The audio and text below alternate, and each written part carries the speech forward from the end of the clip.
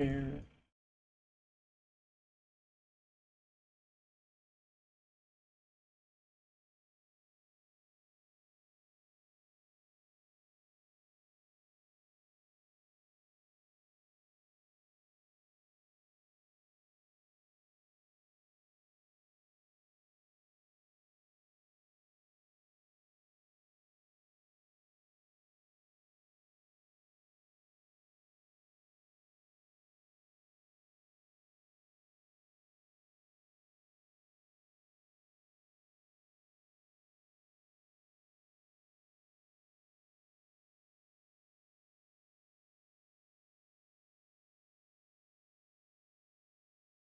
Hello, Merdeka. Welcome. You are indeed the first to join.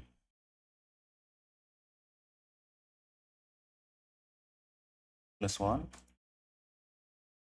Pop out the chat. Go on the side. Make sure the chat box is working. Like it's working. Hey, fine.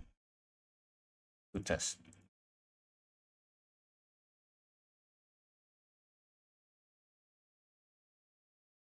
It's not working, which I think is actually fine because I'm turning this into a video. I'd rather not have any distractions on the screen. We'll wait a little longer because I don't want to be talking to absolutely nobody. I'll wait for people to join. I guess I'll do a bit of character modeling. Ah. One second, I need this. I'm from Brazil. Hello, I'm from Indonesia. How is Brazil these days?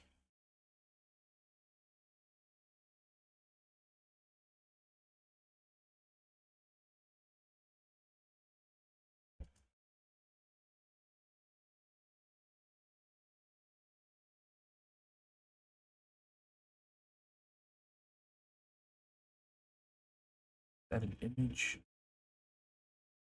Explain. You never knew I was from Indonesia? Well, not a lot of people do know I'm from Indonesia. It's not a very well-known fact. Wrong one.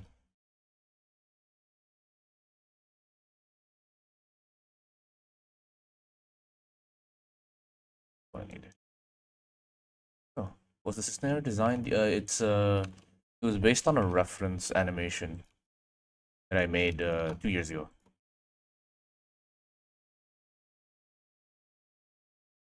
I do a bit of this.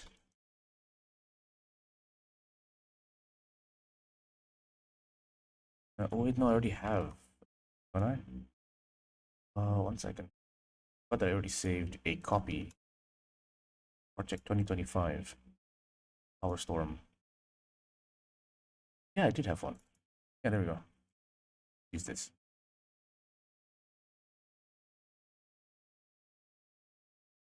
Fire. Take this. Do this super.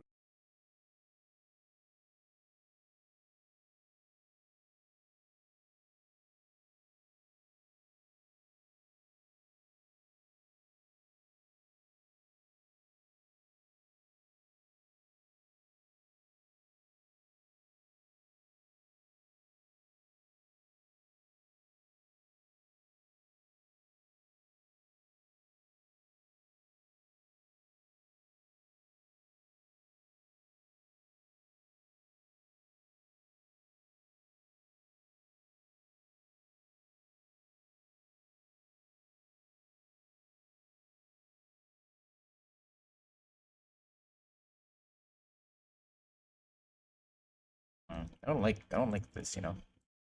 This is really difficult to.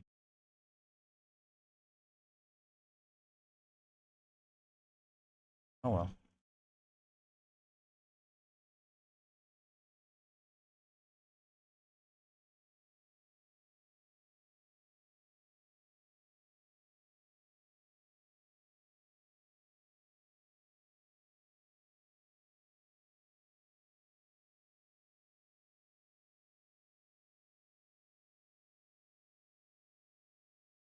That's good enough. Oh well, alright. I think we should just start. Do, do, do, do. Here it is. Okay, so whoever's here, welcome to the stream. Today, the first part of the stream will be split into two parts. The first part will just be me kind of walking through and explaining everything I did for the latest video I made, the latest animation, right? And the other part will be uh, me going back to modeling, right? I just wanted to make a video kind of explaining how I did this animation. I did stream the animating process like last week, but I kind of skipped over all of the other things, right? Which I feel like some people might want to know about. So I'm doing this stream so that I can turn it into a video later. And the reason I'm doing this on stream is because I explain better on stream for some reason. So anyway, first of all, let's just like quickly watch the animation, I guess. I'll it's gonna be laggy, but I think it's fine. Okay, let's do a quick view of the animation. So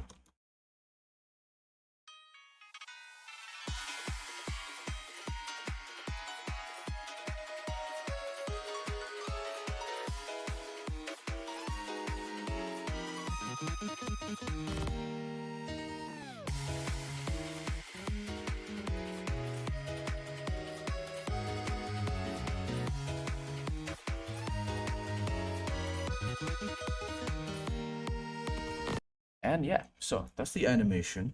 That wasn't supposed to be how it finally looked like because I didn't turn on the compositing. So this is what it looks like in the final one, right? It's a little bit glowy, has a bit of sheen to it, right? But that is the animation data itself, right? So I did the animation in like 3 days, across 3 days, sorry, and probably took around like 15 hours to do total.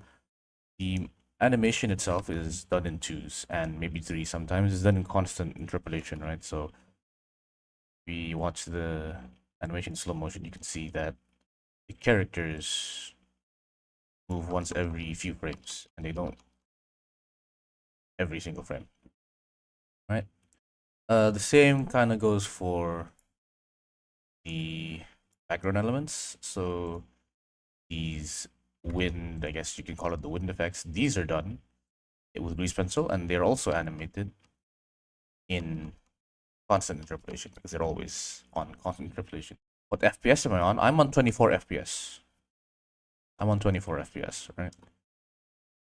So I guess we should just quickly break down everything, right? Let's start with the animations. Again, the animations on twos, because that's how anime animations are. Traditional 2D animation is almost always in the East done in twos and threes, right? Whoa, whoa, whoa! We got a lot of people. Hi Speedy and hi Vincius Montero. I love your characters. Did you model and rig them from zero? Yes, I did. I would say yes, I did. I did. I modeled them and I rigged them from zero. Maybe the modeling part was like maybe I modeled them 90% because I used an original character model's proportions, but for most of these I did rig them myself and modeled them myself, right?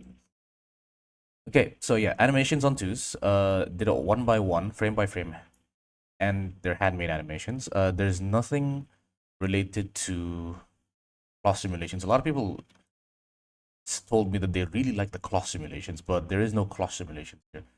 So yeah, I had to hand animate these cloths myself.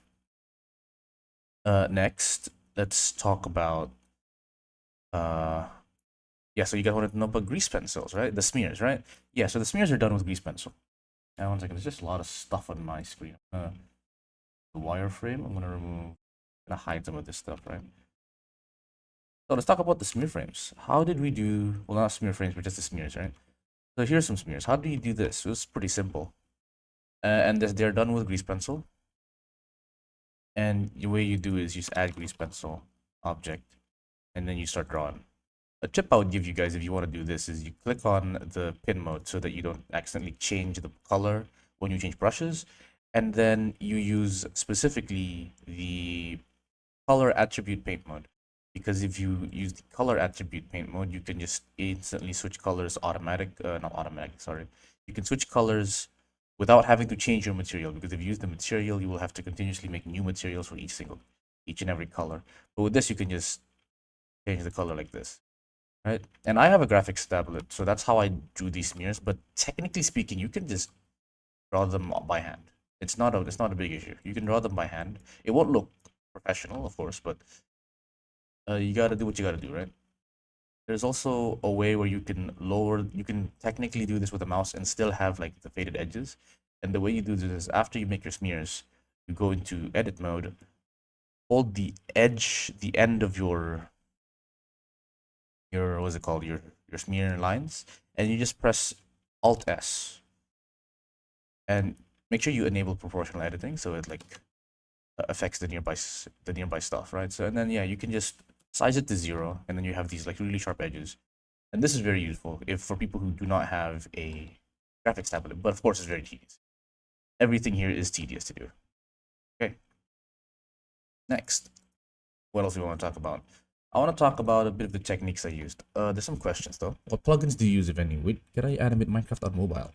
Yeah, Prisma 3D is definitely a thing, but I have never animated on mobile before in my life. Unless it's like a stickman animation, but still, there's none.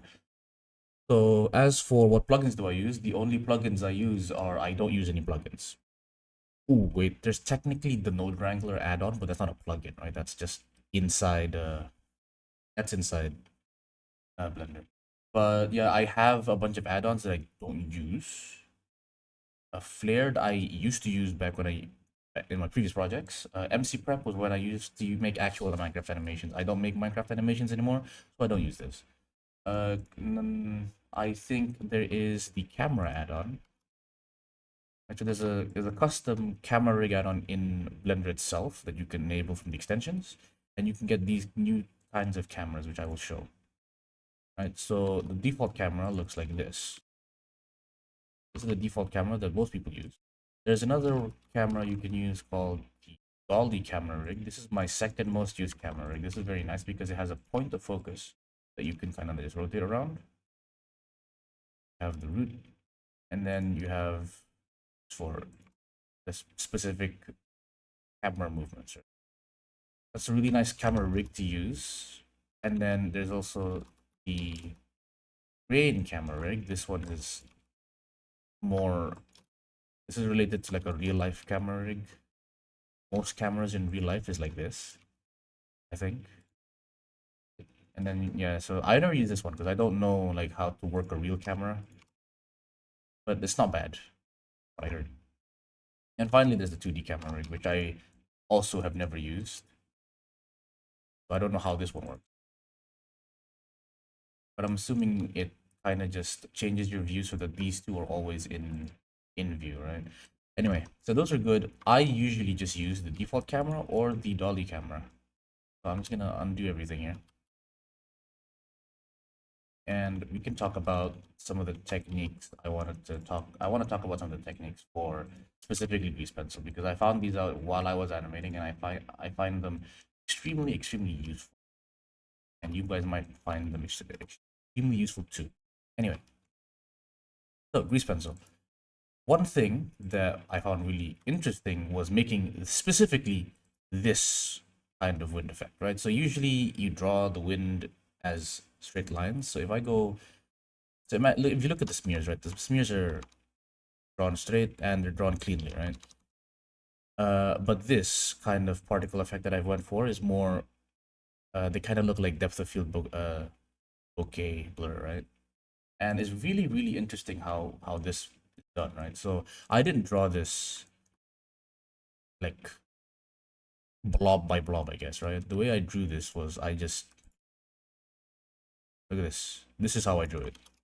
I just increase the size a little bit so you can see. This is how I drew it, and this is done by using modifiers. The main modifier here is the dot and dash modifier, and then the second modifier that's important is the noise modifier.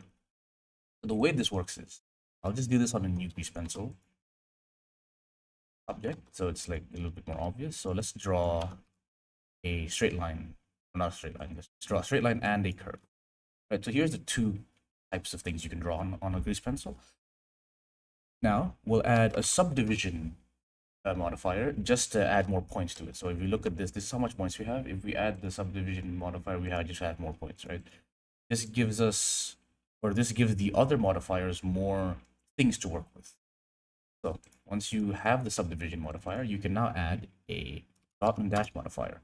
What this does is it adds dots and dashes to your lines, you can say. You can see if I just draw around, now there's like gaps in my drawings, and I don't have to make the gaps. They just create the gaps on its own.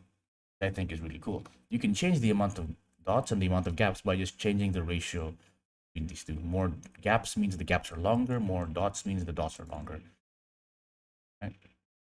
If you reduce them, that just reduces the length of the dots and the gaps. After this, first of all, this is a little too like thick. So what I can do is I can just add a thickness modifier, pull it up, or dot and dash, and I just lower the thickness, right? Boom. Now thickness is like I can read this. Next, there's a setting called uniform thickness. This is for people who have a graphics tablet because pen thickness is almost always the same. But if you were to use a graphics tablet, you can change the size of your stroke mid-stroke, which, you know, if you don't want to do that, you can just turn on uniform thickness and everything will just be like straight. For this specific effect, I turned on uniform thickness, I think, right? So now that we have the dot and dash modifier on, the final modifier is the noise modifier. What the noise modifier does is it just adds a bit of randomness to your like dashes. So what I did was do like a squiggly line, right? I increased the position to about to 100% basically. And what this does is it just takes each point on the stroke. So if you look here, look at these, right? What it does is it just moves it slightly up, down, left, right, and it gives you a slight variation. So if I just go and turn on and off, you can see how it kind of moves out of place when I turn it on. Next, what I changed was the strength. And what this does is it just changes the opacity of each stroke line, right? And then you can also change thickness, which I don't think I used, but you can change thickness if you need to. All of these combined give you this, right? And then in addition to that, what you can do is, so this is what I did here. Let's say I want to make wind effects. This is what I did. Right? 1, 2, 3. Actually, not just 1, 2. 2. 1, 2. 2. 2. Okay, so I have the keyframes, the random keyframes. Now watch this. I just I'm gonna lower the thickness a bit more because this is still much for me, and I'm gonna lower the opacity just a little bit, main one. And so with this, I can just duplicate this, and now I have just wind. Of course, I drew this crudely, but that's basically how I did like this one. This, right? You see this? That's the exact same method I used. Let me just see the exact settings if anyone's interested. Yeah, subdivision set to 2, thickness set to 0.01, dot and dash set to 2 and 1. I should probably do 2. Yeah, there we go, much better. So this is what it is, right? And then the noise modifier is set to 0.5, 1.52. So yeah, I guess I should. So I did change the thickness quite a bit. You can, when you use the slider here, it goes up to 1, but you can go further than that. So I can go for like 10 here, right? But of course, don't go too much because it doesn't make sense for you to go too much. Thickness I had it on 2, and position I had it on 0.5. And yeah, this is the exact same setup I had for this. This is what it looks like. All right, and then I guess I will just change this by increasing the distance between guys. It kind of loops, but you know, it is what it is. You can control how noisy it looks using the random tab. So the way this works is this will tell you how much time how many frames it needs before it updates. So in this case, it'll update every 4 frames, which is basically just animating on 4s. If you want it to be super smooth, you can make it 1, and then it'll just be like this. I kept it on 2s, I think. If I go check, let's check the animation here. Where did I keep this at? I kept it on 4s. I kept it on 4s, right? Anyway, yeah, that's how I did like this nice wind effect. And it's not only useful in the wind, because I also used it when I drew the blood here. And this is hand-drawn blood with grease pencil. It's the exact same node setup, I think. Check here, yeah. Except I did not use the subdivision modifier. I just put noise immediately and dot and dash. I removed the strength and thickness because I needed the thickness to be determined by myself, because I had to make this sharp spikes. But I didn't care about the position, so I added a bit of noise to it using and then I set the 4 steps as always, and yeah. And the dot and dash was very useful to get like these random blobs, right? So I use that. Anyway, you guys have anything specific you want to know next, do let me know. But for now, we're going to be moving on to the actual world building and how I did the world, right? So let's start off with the first thing you see, this cliff. Right, so this cliff is probably, I guess I'll show you guys the material first. Take a cube, and I'll take this, and then I will give it its material. This is what the material of the thing is, and I'm just gonna ignore the grass material by hitting this node. This should remove the grass material, and I'll explain how I made this shader for the cliff. So I go out here and just look at this. This is what it looks like at the moment, but when you add a light source, so if I add in a point light and we just give it like a wrong value, you can kind of see what it looks like inside, right? So it looks like this. Still doesn't look that good, right? That's because 1, there's no geometry, and 2, the scale of the object is not the same as the other one. So here, the main reason it looks like that is because the scale is set to a really small value. If I increase the scale, you can see a bit more detail what it's supposed to be. But let me just quickly check scale set for you. It's the same scale, but you're very small, I think. Because you're set to 0.05. Need to change you. Scale here 0.05, and then we just increase the size of it. Work that way? I don't think it works that way.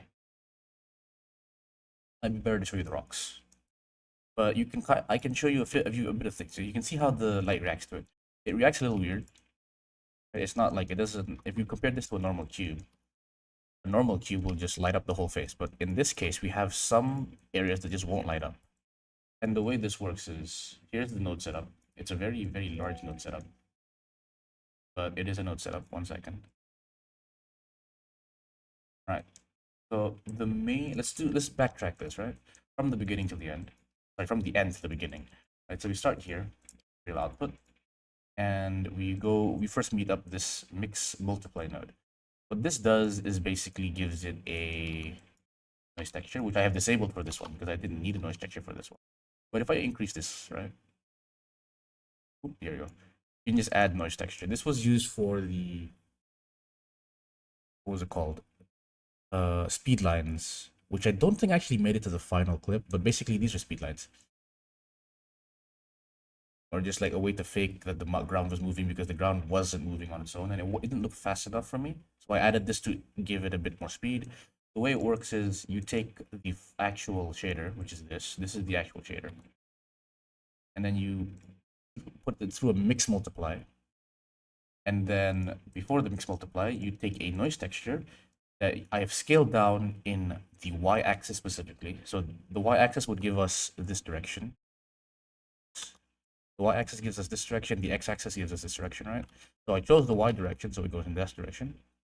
And then I lowered the z value mostly because if I didn't lower the z value, you would have noise. You would have like a noise pattern here, right? And I didn't want this, so I made this like almost 0.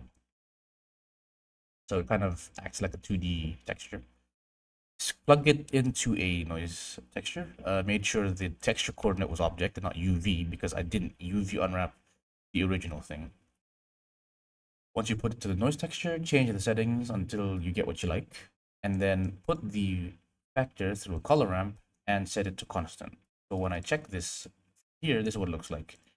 It would by default look like this, right? So it looks like this, and if you squeeze the handles together, you can get that. You can get the exact effect I was showing you. This one, right? And what it's basically doing is this is taking the original shader, putting it on the ground, and then it is taking the noise texture we have, putting it over the shader.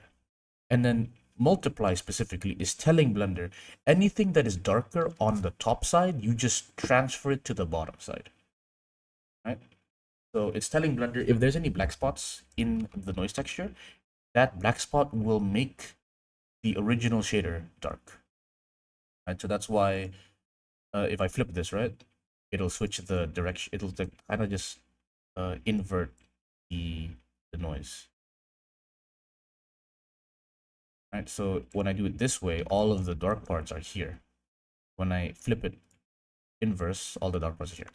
And yeah, so that's how that's the beginning part. So I use this. Next up, we have this, which is, let me just check what this is. This is the edge outline, is what I like to call it, right? And I can't show this to you unless I do a geometry node setup. So I will do a quick geometry node setup right now, just to show you what it actually is. Right, so this is the one we want to give it. Not this one, actually. Not which one it was, but properties, add a secondary tab. The geometry node setup, I just don't know which one it was. Not this one. Not this one either. Ooh. Just add that geometry nodes first, and I'll just remake the setup. Alright, so I just quickly need a subdivide mesh. Then I need a capture named attribute. Capture, or no, it's the named attribute, store named attribute. And I need edge sign. Edge angle, sorry. Unsigned angle, call this edge. And instead of point, yeah, float point, and then just increase. There you go, now you can see it, right? So what this does is it adds an outline to my shape. The way I do this is by using geometry nodes, because geometry nodes is one of the only ways you can transfer geometric data into the shader editor. And what I was transferring is this. This is what I'm transferring. I'm transferring like the outline of all of the edges. So for example, if I were to do a bit of editing on this cube, take the edges, extrude, boom, you can see that it takes the outline of the cube. And the reason why we need a subdivide mesh is because it stores the data on the points. And so let's say you can barely see it because it's not the right color. But let's go and check the wireframe, right? So look at this. It stores the data on points. So in the original, it was this. So it would have to store the data on this point, but it would average everything in the middle is averaged completely, right? So here we have a value. Let's say we have a value of 1 on this edge, a value of 1 on this edge, and then in the center it would be 0 because there's no edges on the center, right? When it transfers this data into shader editor, it has to somehow tell us, like, okay, but what is this value? What is this value? What is this value? It will average it out. Over here we'll have 0.5, here we'll have 0.75, here we'll have 0.25, blah, blah, blah, right? So when I look into this over here, it's currently 0. Or sorry, it's currently all of it is 1, right? Because, well, it doesn't actually know there's no edge here. Right? Well, okay, it knows there's no edge, but there's no vertice here to tell it that this is not an edge. This is an inside face, right? If I increase the subdivision to 1, boom, now we can see that this point is 0, and then it's averaging out all of the answers, right? This point is 0. This point is 0, and it's averaging out in this triangle as 0, but then here, because this is 1, it's saying, okay, this is 0.5, right? And in order to fix this issue, you have to subdivide your mesh to give it more points to sample data on. Additionally, what you can do here, instead of doing that, is you can manually do this using loop cuts. Let's take a loop cut. Control R, use your scroll wheel to change the number of loop cuts, add a loop cut. And then I'm going to size this up so that it's closer to the edge. So I can just tell it, say, okay, this is 0. You already know it's 0. So I just move the 0 up so it has less things to average. And then again, we'll do this. Move it to the side. And then again here. Scale it. And yeah, this basically does the exact same thing. This is the faster method. As when I say faster, I mean it's less computationally expensive. So it's faster for your Blender file. Instead of having like this, right? Because this is a lot more than this. But it's like, you know, it's tedious for you to do. This, and then down here, on here, here. But if it's like for a small object, this is very doable, right? And then, yeah. So here's the outline of the object. Something cool I'd like to show is how it interacts if I were to not use sharp angles. So let's say I take this on and I move it like this, right? If it's at an angle, it will give this look. It's a nice faded look if I use this specifically, right? I'm gonna take an example of a rock I made. So where's the rocks? Here's the rock, right? Here's the rock. They're basically the same shader, but if you look at this, I'll add in a sun. And I think, yeah, you have the side edges actually slightly different. Here it is, right? Right here. Let's take a look at this specifically for this rock. Boom. This is what it looks like for the rock. If I add in subdivisions. Ooh, what's gonna lag? That was a mistake. Ooh, that was a mistake. Okay, yeah, there we go. So if you add subdivisions, you can kind of see how it starts showing up. You can see that I have this geometry node set up with a Boolean. What it does is basically it's telling Blender if I'm in the viewport, or in other words, if I am not rendering, please use the value 1 instead of 2. And what this does is it tells the subdivide mesh, okay, I'll subdivide only once if you're in this viewport, but if you're rendering, I will subdivide 2. So it's just an easy way to make sure your renders don't your Blender doesn't die while you're animating, right? I'm just gonna set this to 0 first, and I'm gonna just subdivide this myself. So this is what it would look like in the actual render, right? So it looks like the checker mark pattern. What I did was I put it through a color ramp to increase the brightness of the bright parts and decrease the brightness of the dark parts. So I did this, and then what this does is it does okay, I added color to it, right? So that means, yeah, you can see here, right? So this is like the base rock texture, which I will explain in a bit. But by adding this edge modifier, I can make like the edges shine a little bit, right? I feel like that's kind of nice. So if I like change the color just so you can see it more clearly, this is what it looks like. So I'm able to take these edges from geometry nodes and transfer them over to the rock. And then, yeah, I'm just going to set this back to 0. And let's go on to the next stuff. We're going to go back to this. That's my cube. I lost my cube. Anyway, we'll just start with this whole thing now. All right, so back here. Oops, I have to turn you off. And there's no light here, so you can't actually see anything. Oh, there we go. Right. So this is what the thing looks currently. And this is basically just, if I were to just make sure this, right? It's compiling the shaders, let it compile. Yeah, so this is the base material. Without the edge detect, this is what it looks like. And it looks really plain. If I add a sun lamp though, everything will change. I just need this to be set to 3.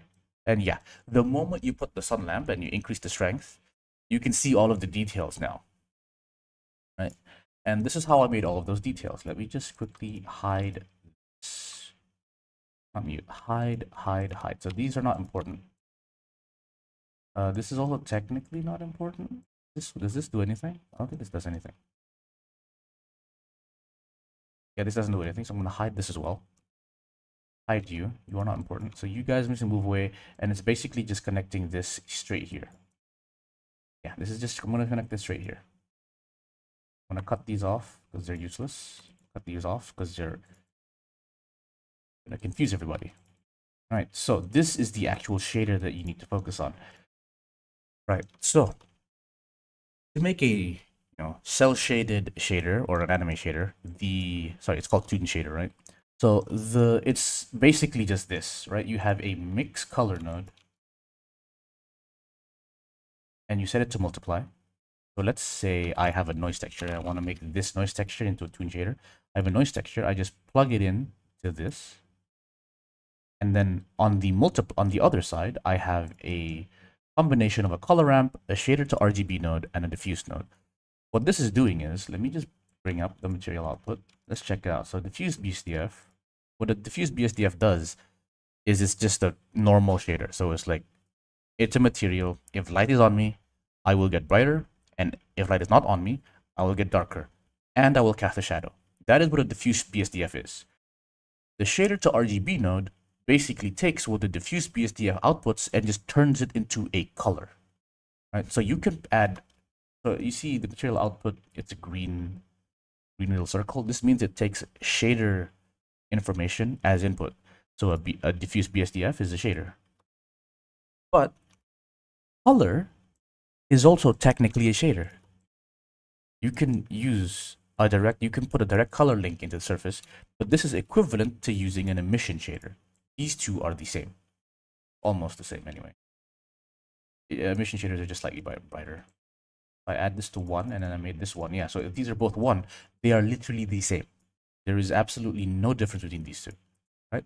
So what the shader to RGB node does is it basically changes a diffuse BSDF into an emission shader, but this emission shader can now interact with the color ramp or any like mathematical way to change color, right? So if I were to use an emission shader, this should not be able to, yeah, you cannot connect an emission shader directly into any sort of math operator, right? You can only connect it to other shaders. But by using a shader to RGB node, you can just capture the color of your shader node. This is important because diffuse BSDF is how you capture the shadows of your mesh. So you can see here that since the light is coming from the top side is bright and the bottom side is dark.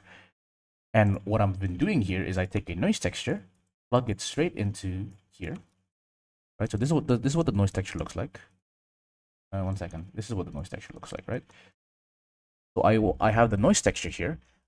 I want to give the shadows, and what I do is mix multiply color node, and then this combination of nodes. I'm just gonna connect this back here, and then I put this in B, and then noise texture in A. So A would be your actual image you want to use. So if, for example, you had like a rig with a character skin on it, you would put the skin texture on A, and then you would put your shadows on B. And this would give this look. So you can see at the top side, we have the noise texture. This is the noise texture at the top. And then on the sides, we can see it's been multiplied. So it's fully just dark on the side because these are the shadows. And when I move this around, the shadows move around with it, right? Now, after that, you put it through a color ramp node, and this is how you change the color. But if you had a noise texture, or not a noise texture, if you had an actual texture before this, it will also work with the actual texture. So let me show you if I put an image texture, add a new image texture, blah blah blah, and then let's go to weight paint, not weight paint, texture paint mode, right? Let's paint some stuff over here. Let me go and use a different color, make it red, right? So if I do this, it still works, right? Boom, if I put it on the side, right, you can't see anything because on the side, there's no light. But when I rotate the light, you can start seeing it. There you go. All right. So for this one specifically, because this was a procedural rock, I didn't need to paint anything, and I didn't want to use any I didn't want to use any I didn't want to paint the rock texture itself. So what I did was instead I plugged this in. This gave me the color of the rock, and you can see how it reflects here. Right? You can see how the light reacts differently to different places. This is because in the beginning it looks like this. Right? In the beginning it looks like there's an issue. Yeah, in the beginning it looks like this. The moment you put this in, it then adds the effect of shadow. So here, this is like the base texture. The moment you put here, you can add shadows to it. Right? Cool. Next, that's only half of the shader. The other half is this. This is something I learned from, what was his name? 1 second. I need to give credit what credit's due. This guy was insane. He helped me so much. His name was Comfy Mug. So his name is Comfy Mug. Shout outs to Comfy Mug for this. This is an insane technique that he taught me. And the way it works is basically using Voronoi textures. Right, so there's 3 types of textures here. Well, technically 2 types of textures and 4 of them total. And what it is it is 2 Voronoi textures and 2 noise textures. I'll show this one by one. And let's start with the main thing, which is the Voronoi texture at the top. I'm just going to plug it in since you guys already know what this does, right? So this Voronoi texture, a lot of lines, but hopefully you guys can follow me here, right? So this, you only need to look at these 3 nodes, right? Because this is like, it's going to cut this off, right? So these 3 nodes, this is the start of the texture. The Voronoi node set to smooth F1, and this is what it looks like on its own when I plug in color. So it's basically like a noise texture, but with diamond shapes, right? That's what it is, right? We use this, and what is happening is we are controlling the smoothness, or we're adding blur basically to some areas of the texture. And the way we do that is by controlling the output of another Voronoi texture, this one specifically, right? So this one I've scaled a little bit, but it looks like this by default. It looks like this by default. The color output is this, so it's like a bunch of splotches. And then I increase the smoothness so it's very blurry. And then I put it through a color ramp so I can control the intensity. I don't actually need the color, I just need the value, right?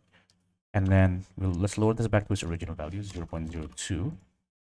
And I've done it this way so it's like it looks like brushstrokes, right? Really, really long brushstrokes, but it still looks like brushstrokes.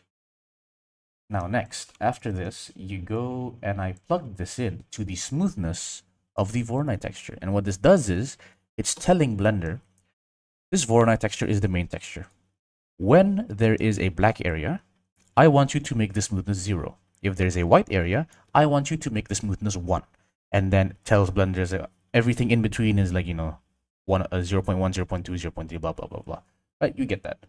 So now when I put this through the color, we get this, which looks like brushstrokes. It's like smearing into the next color, right? This is the main painterly effect that we get using the shader. We combine this with everything we have here, and we get this, right? Still not like insanely good, but it's a really good start. Yeah, and it reacts with light perfectly. And you can change the color to be any color you want. So for example, if I want this to be rocks, I can make it like a light blue color. Here we'll just make it not pure white, it'll just be, change the hue, yeah, pure white. Let's make it pure white, and this will be gray. A gray color. It will have like a rock. Now this is a rock texture. More like crystals, but yeah, you get me, right? So I'm just gonna make this a little bit just like this, right? With shiny tint of blue. And boom, now we just have basalt. Super easy to do. All right, and then finally there's one last thing before we did all of this, and it's noise textures. I'm just going to show you guys what the noise textures look like on their own. They look like noise textures. This is a really large noise texture, and then this is a really small noise texture. There's two overlapping textures. When you mix them together, you get this. It's not much different from the original noise texture, just darkens it a little bit in some areas. But yeah, you can see the effect if I change the scale. So some of these are darker and some of these are brighter. It's just to add just a tiny bit of detail. So here is the original Voronoi. And here is the Voronoi when I use the noise to add a tiny bit of detail. So if I add this here, it's going to take time to load the texture. But now you can see there's a bit of roughness to it, right? It is much better to see if I change this to RGB to black and white. So I go here, I go here. So this is what the Voronoi texture looks like. And then plus the noise. What's that? Let me just make sure. I kind of want to make sure that you guys can see the difference. Cool. So you can see one is a bit more noisier than the other. And this roughness is what we use to create like a little bit of texture. But I put this in here. Right? And then I put this here. Boom. Now you can see there's like there's more to it than just plain white or clean cut colors. You can see more things. I just put this here. Yeah, you can see it darkens it a little bit, but then it adds some texture. This is nice. You can change the intensity of this by using a math node and clamping the result. All right, and it has to be specifically add from one. Here. There we go. And what this does is basically it just makes everything brighter. And the brighter things are, the less it will multiply. Amp it to 1, so it doesn't go above 1. Yep. If I make it darker, it'll be darker. If I make it brighter, it'll be brighter. Cool. And then combine this with everything we just did here, and we get... which one is it? It was edge, yeah. Combine it with the edge.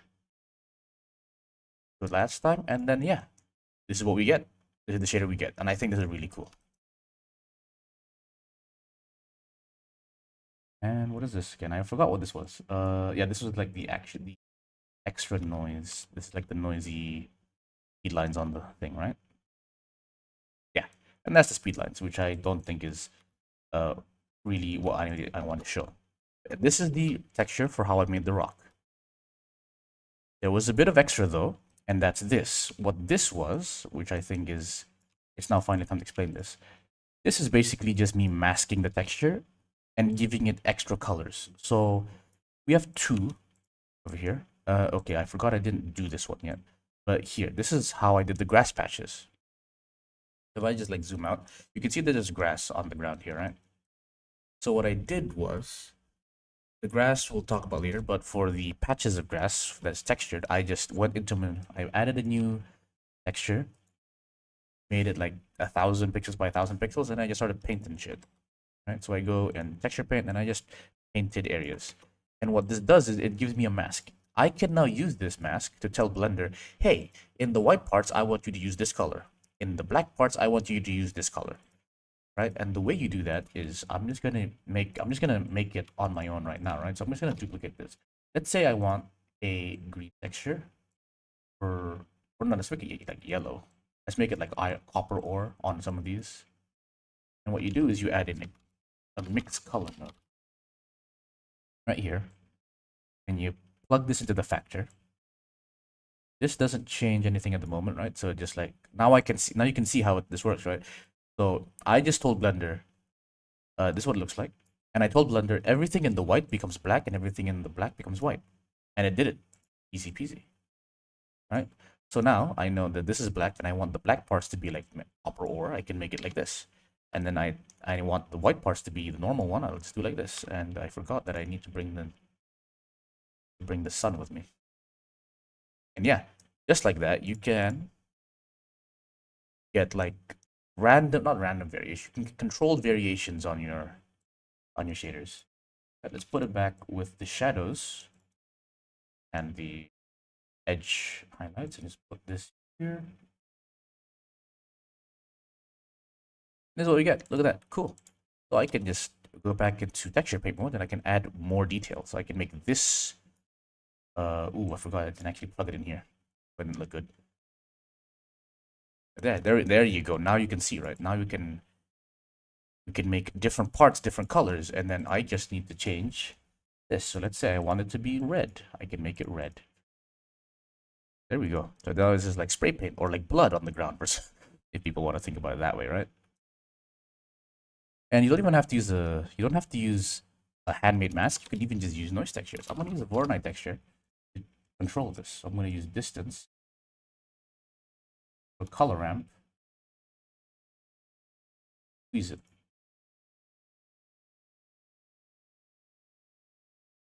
There we go.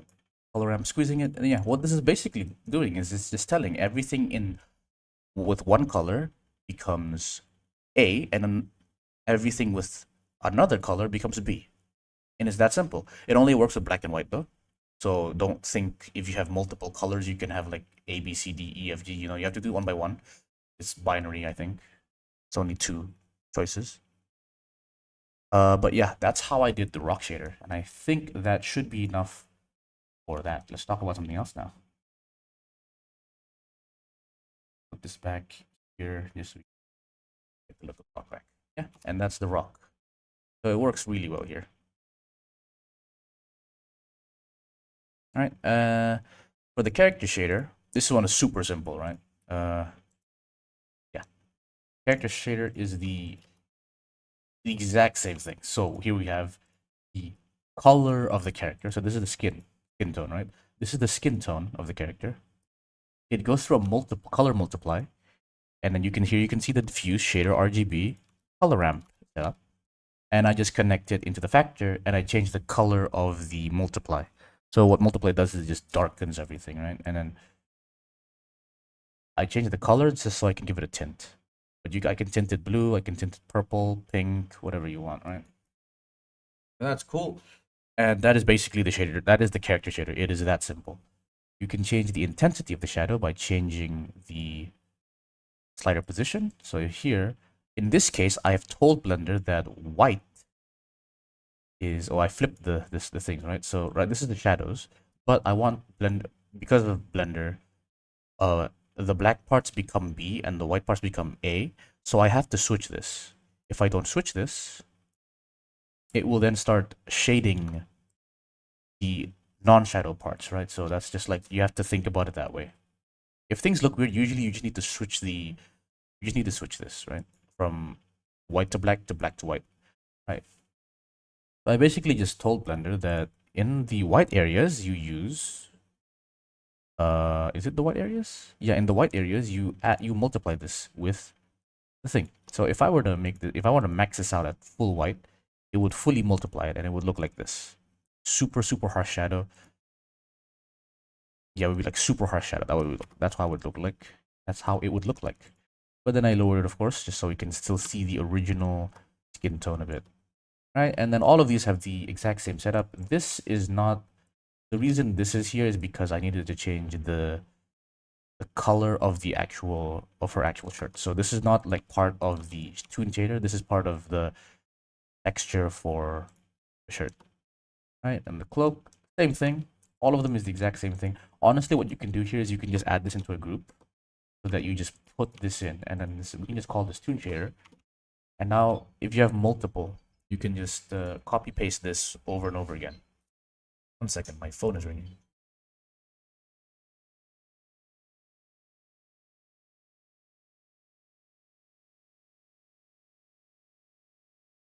All right, phone has been silenced. Let's move on to the next part, which is, I guess, these rocks, right? These rocks have a very similar setup to the other one. Honestly, I think it's identical setup. It's just different values. Let's look at this rock. This rock has the same geometry setup as the other one. So, but because I don't want to make it lag, I'm just gonna add to this one specifically a subdivision surface to make it simple. Move it up, and I have to turn off simplify for it. But yeah, this is basically the exact same setup, but it has geometry. And so if you look here, we can just check all of the things that we have before. Here is the edge, like the edge detector, right? So this detects the edge. The last time, here is the actual color ramp to change the color. This because this is not useful. Here we have the shadow detector. So this is the one that controls the shadows again, right? And then here is back again. This is the base texture, the Voronoi texture. This one controls the softness. So this gives us the brushstroke look. And then this is the main thing. This is the main one, right? And then there's nothing specific for this one besides me changing the scales. It's mostly just changing the scale of this noise texture so it looks better, right? And then choosing correct colors. And the way I chose my colors was I imported mesh plane, desktop. I just straight up brought in the actual scene like this. This is a reference image. I'm gonna give it this, right? And I just copied the colors just like that. So if you have a reference, if you're good with colors, you can just do it yourself. But I am not good with colors, so I had to do it this way. Anyway, adding more shadows makes this darker. Right? And then it'll only get as dark as this last color here. So if you don't want pure black, you can do it this way. And this gives you a kind of gradient because the shadows, the sun is a little bit tilted. And yeah, same thing here. I just changed the color and this is useless. And I think that is it. Same thing here as well. Change the color. It was a bit, I gave it like a bit of a blue tint because it was far in the background. Let's check. Pretty far in the back, so I gave it a tint to fake the fog, but there's no actual fog here. All right, and then after that, is there anything else we can do there? I don't think so. Talk about this one, I guess. This one is again the exact same setup. It's just different color. And one thing I want to say is when I was working on this, one thing I noticed was that I think it's this one, right? So move this one. The issue I had the most when I was doing this was definitely the placement of the shadows, right? Because since all of these are reliant on the shadows, and Eevee HDRI shadows are pretty weak, I had to use sun lamps. But the issue with using sun lamps is some of these shadows looked bad for some objects, but good for other objects. So for example, if I used this sunlight to light this object, it would not work because let's just check and take these, right? I'm gonna take these out. So this is not showing anything right now because there's no light bouncing on it because I have used light groups. I'm just gonna deactivate the light group on this and I'll show you what it looks like. Right, so this is what it looks like. Right now, this looks not that good, right? It doesn't look good, but it looks pretty decent for this one. Actually, it doesn't look decent. What happened here?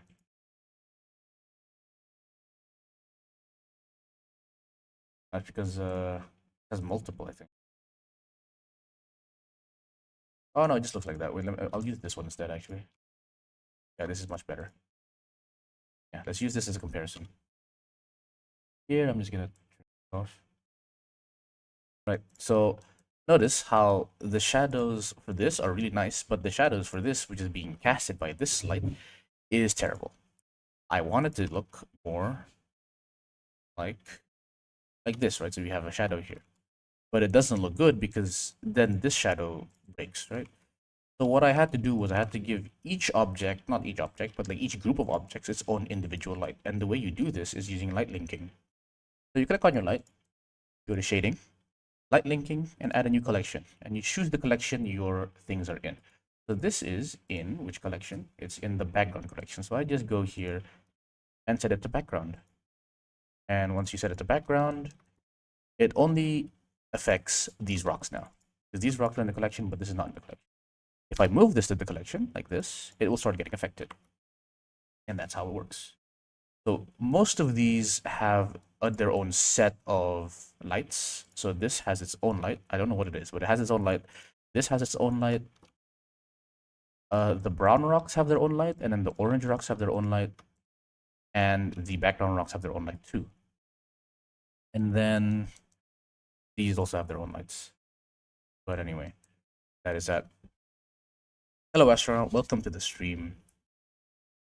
Okay, now that we've done the shaders, let us move on to, I guess, the thing I want to talk about is is clouds.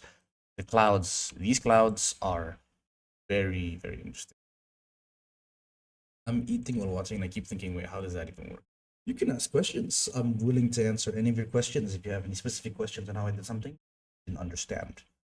But for now, I will talk you guys through how I made these clouds because I really, really like the way I made these clouds. Of course, this method was the method I used was by what was his name again? Comfy Mug, right? Comfy Mug, and he got inspired a bit, by what's his name? Tawan Sunflower as well. So it's like a two of these people did it. By the way, how did you make those rocks? Oh wait, that's a really good question. I forgot. How did I make the shape of these rocks? Is a really good question. Right? Let me show you guys how I made the shape of this rock. Good question, astronaut. Right? So there's two things I want to discuss. Right? So this cliff and then this rock. I'm gonna go into here, and we're just gonna talk about it in this mode. So the way I made these rocks is right. This is looks kind of weird. I'm gonna move this to the side. I'm gonna separate it so I can show you step by step what this is. First of all, this is the mesh. Right? It's a really weird mesh. What I basically did was I drew a line. I took a curve. Right? I took a curve. Right? I took a curve and I did something circular, whatever. And then I converted this into a mesh. Convert to mesh. Looks like this. And then I just like deleted this, connected these vertices together, so it formed the loop, and then I extruded it outwards.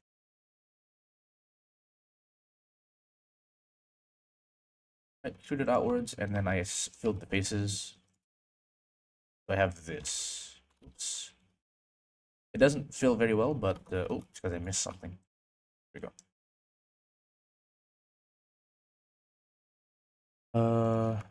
Everything. It still doesn't work. Anyway, you get the point. I filled them in, and then I added these to the modifier stack.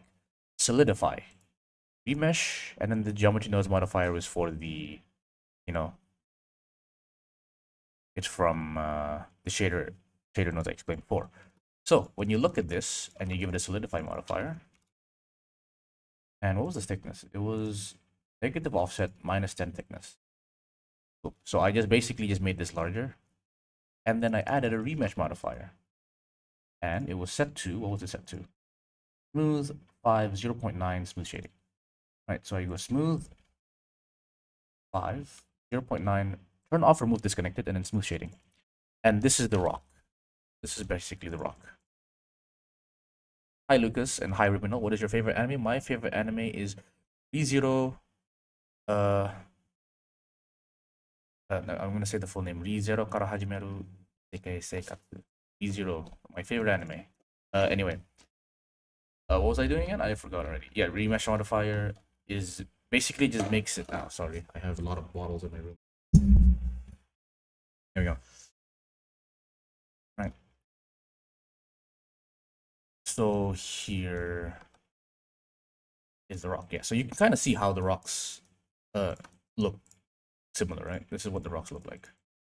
And if I just give this the same material and I gave it the same geometry nodes modifier and I moved it to background and I go out and then I go into material view. Boom. It's that easy, boys. It's that easy. You have a rock now. And you can like, change the shape how you want. Cool, right?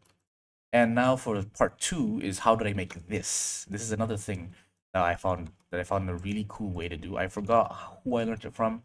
I apologize, but I'm going to teach your method to other people. Who deleted my message? I have no idea. Try again. I think you deleted it yourself, but I don't have any mods. So I don't know. Here, just type the message again because I did not delete it. And can you make a tutorial on how you made your rig? I already have streams on how I did that, so you can. Wait, no, I don't actually. I don't. I don't have tutorials on how I did that, but it's like really, really. I wouldn't say difficult, but it's just like it's a lot of work. So I don't think I can make the tutorial. You're better off watching other people's tutorials on how I made rigs. Right. So anyway, here is the next one. The next one is how do I make this cliff? This cliff didn't use the same method. It used uh two remesh modifiers specifically. I think one of them was set to smooth, one of them set to voxel. We'll have to figure out which one is which. Yeah, the first one is set to voxel, the second one is set to smooth. What this done, oh, 1 second. By the way, there's wind that you draw from, I don't know. I explained how I draw the wind previously in the stream, so you can like go back and check it out. I'll turn this into a video so that you can check the chapters of how I made each of these things, right? But yeah. Anyway, they're hand drawn, by the way. So what this does is, right, if I just go in and add a wireframe modifier so we can see what it looks like. I have a cube to begin with, right? So the cube at the beginning looks like this. I added a remesh modifier set to voxel to basically subdivide the cube. The reason I did it this way is because if I did it in any other way, well, actually, no, now that I think about it, I probably couldn't. It doesn't matter if I use the subdivision modifier as well, but I did it this way because if I add a different kind of object, for example, icosphere, it'll look like this, right? And it doesn't look good right now, but when you combine it with the second remesh modifier, it looks much better. So if I just like increase this and make it sharp, it looks like cliffs, and I can make this.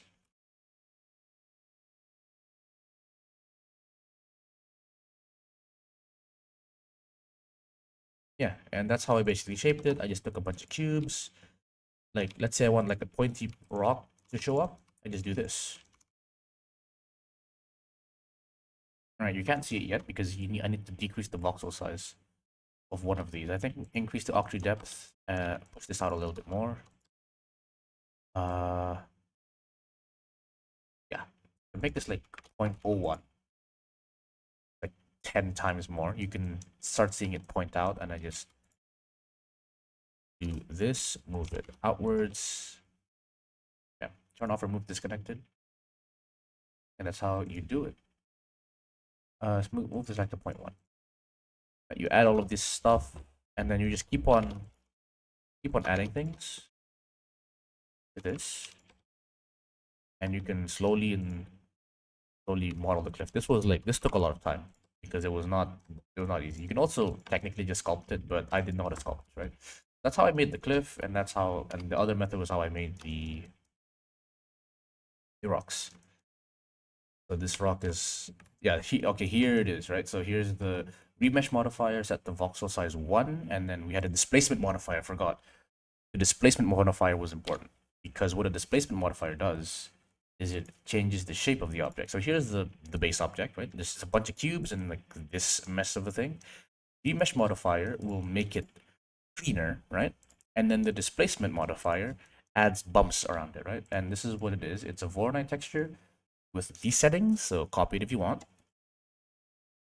And then we go back to modifiers. It's set to 2 on the strength. I can make it more, I can make it less. Mid-level is always 0.5. And then the second remesh modifier turns this into like sharp edges. Yeah, sharp edges, right? Because we have it set sharp. If I set it to smooth, it'll look more smooth, but I wanted these ones specifically to be sharp. So yeah, changing the voxel size just changes how much subdivision I think happens. If we lower the voxel size, yeah, it does, because if I just remove this remesh modifier, making the voxel size smaller gives us more subdivisions. Making it larger gives us less subdivision. So it's up to you. In the end, the amount of subdivisions you actually have is dependent on the last remesh modifier. And I didn't make it too large because I didn't want to crash my scene. Right? But if you made this more, so like if I made the octave depth into like 6, you would have a lot more jaggedy edges. So this might look good, might look bad, depends on you, I guess. But yeah, that is that. I'm gonna put this back to 5, and I'm gonna go back. So that's how we made the rocks and all of the shapes for here, right? This was done. This is just a straight up plane. Doesn't really matter. And I put a displacement modifier that only targets these vertices on the side. I did it on geometry nodes because I wanted to test it out, but it's basically the same as just using a normal displacement modifier. I just set it to noise and then vertex group displace, right?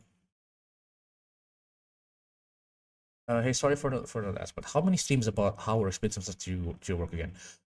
I explain my work on every stream, so 100, I guess. It just depends on what you want to know about, right? If I animate, I'll explain about my animation. If I make shaders, I'll explain about my shaders. It's just I always explain. So all of my streams, if people ask, I would explain. That's what I meant to say. Right. So with that done, we can now move on to arguably what I think is the most interesting part of this, the clouds. So what are these clouds? They are images, right? Currently they're images. But watch this, right? This is what the cloud looks like. If I add a sunlight and I point it at the right direction, ooh, look at the shading. This is some nice shading, isn't it? Look from the back, this is what it looks like. So this is an image that reacts to light. And the way this works is normals. It's normals, right? And but when I say normals, I mean the vector normal, not the word normal, right? A normal is a vector that defines the direction that a face is facing at. So for example, if I add a cube, move this up, let's move it to the side. The normal of this top face, right? This top face has a normal vector. The normal vector of this top face is pointing in this direction. The normal vector of this face is pointing in this direction. These are the normal vectors, right? They just tell Blender which direction is this face facing. Simple as that, right? And this is very useful because we can change, or you can say fake the normal. So let's look at this. Look at this sphere, right? Because the shading is really nice. You can tell that each of these faces are facing a different direction because of the shading, right? The light is coming in from this direction. It's coming in this direction. And you can see that because the light reflects in different ways, you can tell that the surface is curved, right?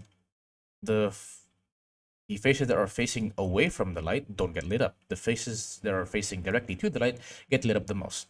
And that is the essence, that is like essence of shading, the essence of shading is just normals, right? So if I go in here and I turn on matte cap, oh wait, 1 second, there's a question. The question is, what's the name of the hotkey to select a plane or an object, and you can only see that? You just did that action, and I've always tried to figure it out. All right, so it is the, I don't actually know if it's the backward slash or the forward slash. It's one of the slashes. I think it's the backward slash. Backslash, right? The one you use in like in code. But yeah, it's black. It's backslash, right?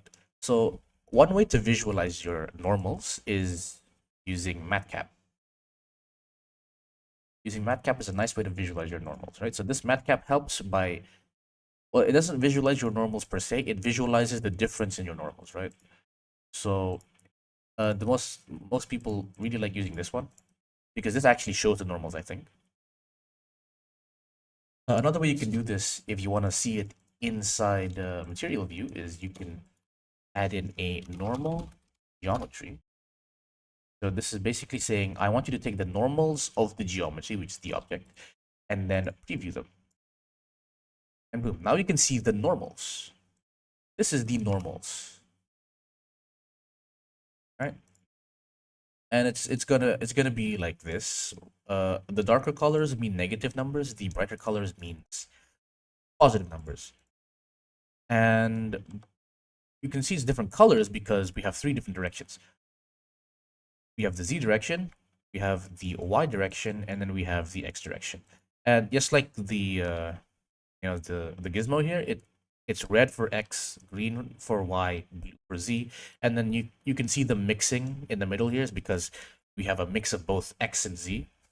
So for example, if I have to do this angle, if I have a point here, right, it'll have an X value and a Z value. So this would be purple, and that's what you see kind of here, right?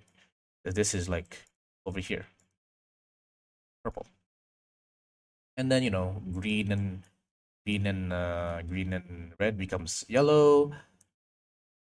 This becomes like cyan, and then if you mix all of them together, you get white. You can kind of see here. There's this white splotch right here, around here. It's a bit desaturated. That is when all three of these are mixing. And then in the back side, we have black, and that's when all of these are negative. So we have negative y, negative z, and negative x. And the reason it's shown as black is because negative colors cannot be shown. Right? Negative numbers can't be shown, so you just clamp it to black. Right? So cool. Now you know what normals are. Now it's time for me to show you how these clouds work. So these clouds work by faking normals. And this is how they fake normals. These clouds are normal maps. These are just normal maps. Right? If I take up I should probably bring the sphere with me, right?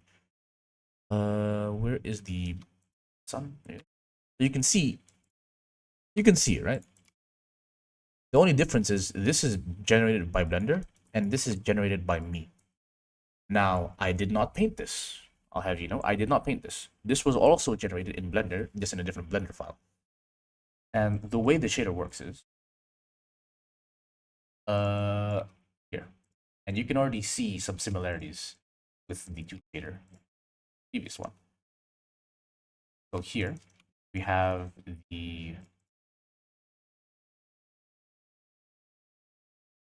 there's two stages, right? So we take the normal of the image. So you saw the image, right? This has become a normal map, right? So this is a normal map. If you see anything that looks like this, it has purple, red, green. That's a normal map, right? We plug that normal map into the normal option of our diffuse BSDF. And what this does is, if I just connect this to the output, it does this. It just makes it so that the plane almost acts like a 3D object. It's basically telling it how light will react, right? And then after that, well, we just do the same toon shader setup, and it's just I put the shader to RGB, and then I just change the colors using a color ramp. And then here, this is I think the highlights. I forgot what this was for exactly, but I think it's just. Oh no, this is just for me to switch between clouds, so it's not actually useful. Not very useful. I'll just put this back here. And then there's like one more thing where this is also useless. I actually don't know what that is. There's one more thing where I added alpha channel so that we have, we have the actual shape of the clouds, or else it will just look black. Or not black, it'll look like this, right? Which we don't want. We want to cut those out so we have the clouds of the thing, right? So where did you get those clouds? Very, very good question. Let me show you how I made these clouds. I didn't get these clouds. I made these clouds.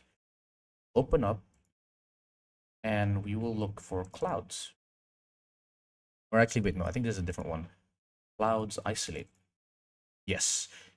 Here is the actual cloud, right? So how the hell did I do this? Oh my goodness, laggy as well. So this is a geometry node setup to generate these cloud images, right? And I'll explain this all. The doesn't really matter too much, but I will show you what this looks like. It is one, right? So this is what the clouds look like.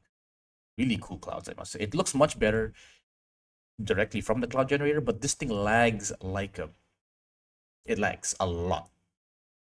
An insane amount. This is very laggy because you can see the amount of planes this has, right? That is a lot of planes.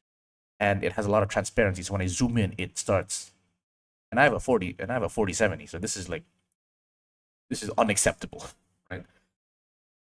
I don't know. Let's start off with the explanation of what the hell this is, right? So this is a bunch of planes, first and foremost. You can see here, it's a bunch of planes. The way it's been made, and of course, again, shout out to Comfy Mug because he taught me how to do this videos. The way this works is it's basically a UV sphere that I've shaped into a cloud, right? So let's just take this. I'm going to shape it into like something. Let's make it like a cumulonimbus cloud. Make it into like a weird ass cloud. All right, we'll have a cloud like this. Cool. This is what happens. Let's go and look at this. Backwards from the end to the beginning. We have set material. What this node does is it basically just tells whatever geometry I'm producing, I'm going to set the material to this material that you pick, right? Second, stored named attribute. It is storing the normals of the original shape. So you can kind of see the original shape there, right? So this is the original shape. What I'm telling Blender here is I'm telling Blender the original object, self object. So self object basically just means this before the modifiers, right? So before the modifiers, this was just properties, and before the modifiers, it looked like this. After the modifiers, it looked like this. This doesn't really matter too much, right? Because it just makes a very slight difference. After the modifiers, it looked like this. But before the modifiers, it looked like this. And I want you to take notice of, what's it called? I want you to take notice of the vector, of the normals on this, right? Normal geometry. Why can't we see anything? Okay, this is a little weird.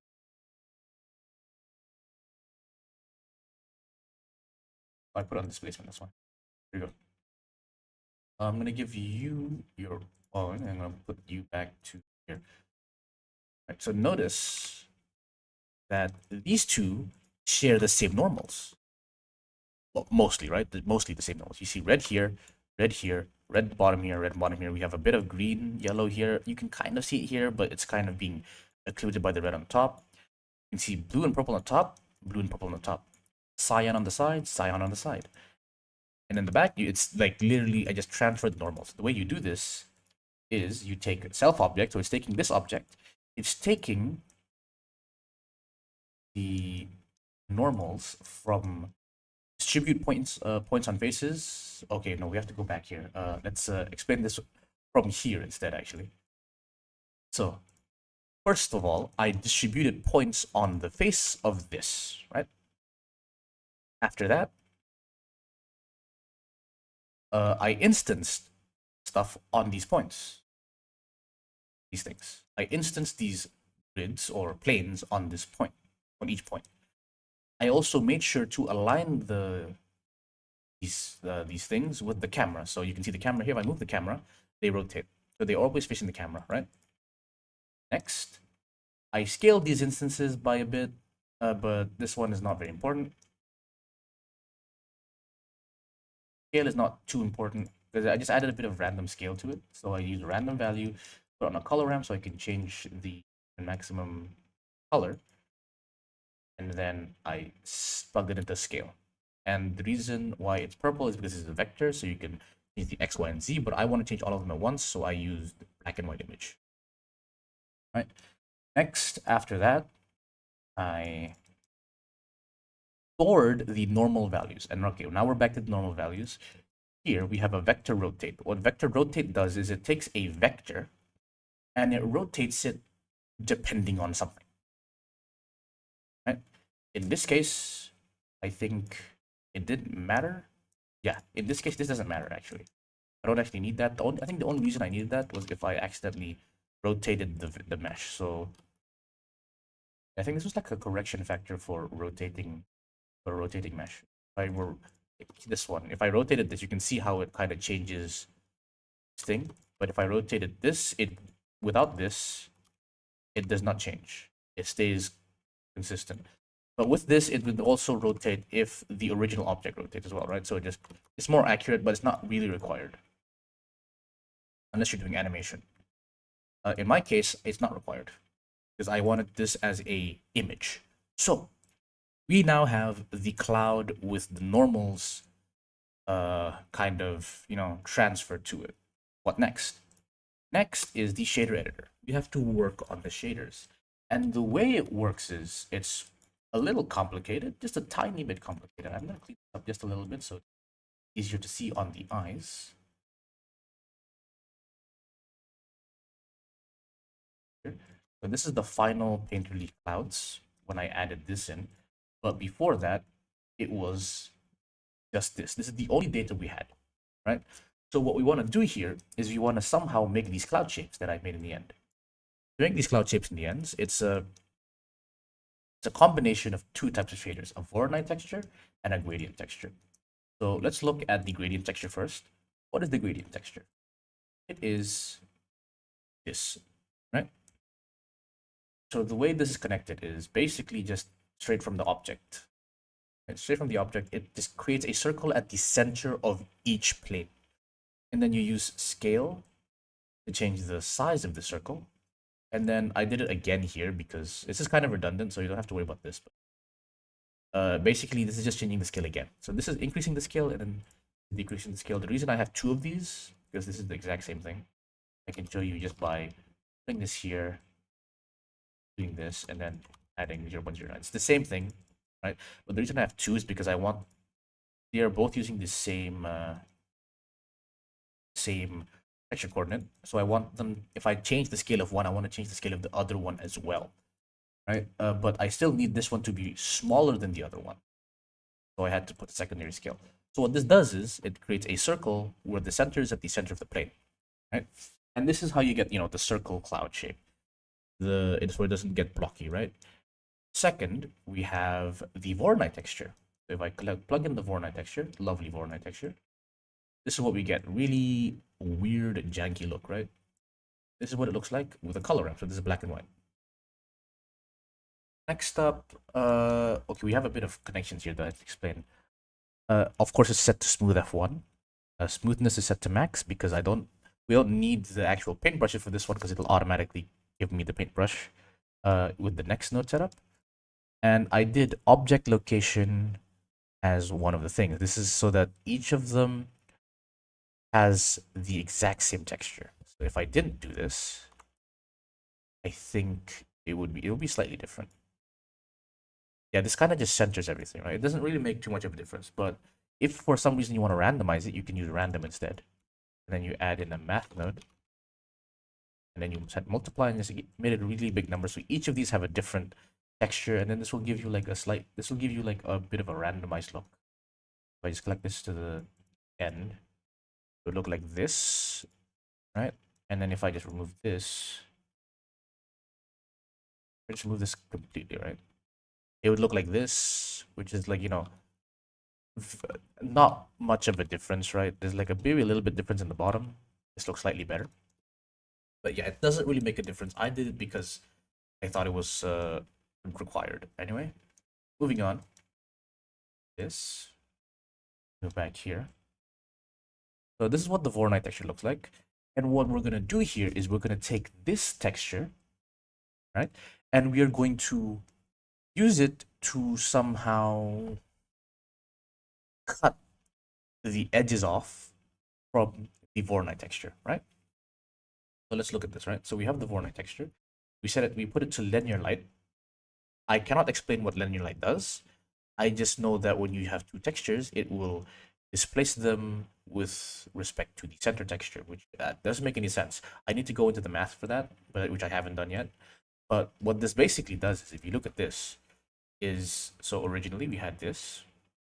It turns into this after we put this through linear light at a maximum factor, right? After that, put this to a color ramp just to control that, right?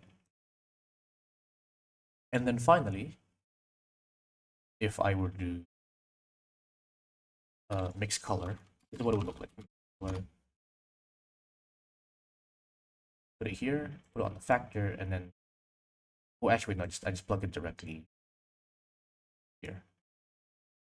This is what it would look like. It would look like this. So the bright parts become blue, and the blue parts, the dark parts, the bright parts become white, and the dark parts become blue. And this is what it looks like directly off of this, right? The reason it looks good is because we added a transparent BSDF. And what it's telling Blender is that everything that is black, you make it transparent. Everything that is white, you make it non-transparent. So when I go here, this is what it looks like. Right? I'm just going to remove this. So this is what it looks like. It gives us the shape of the clouds. Right? So you saw here that there were, black parts here. Those gets basically cut off and it's transparent. And then the stuff behind them then fills in those gaps and gives us the overall cloud shape. You can kind of see the gaps in the inside, right? But yeah, stacking up this much objects with transparency things is going to be extremely laggy.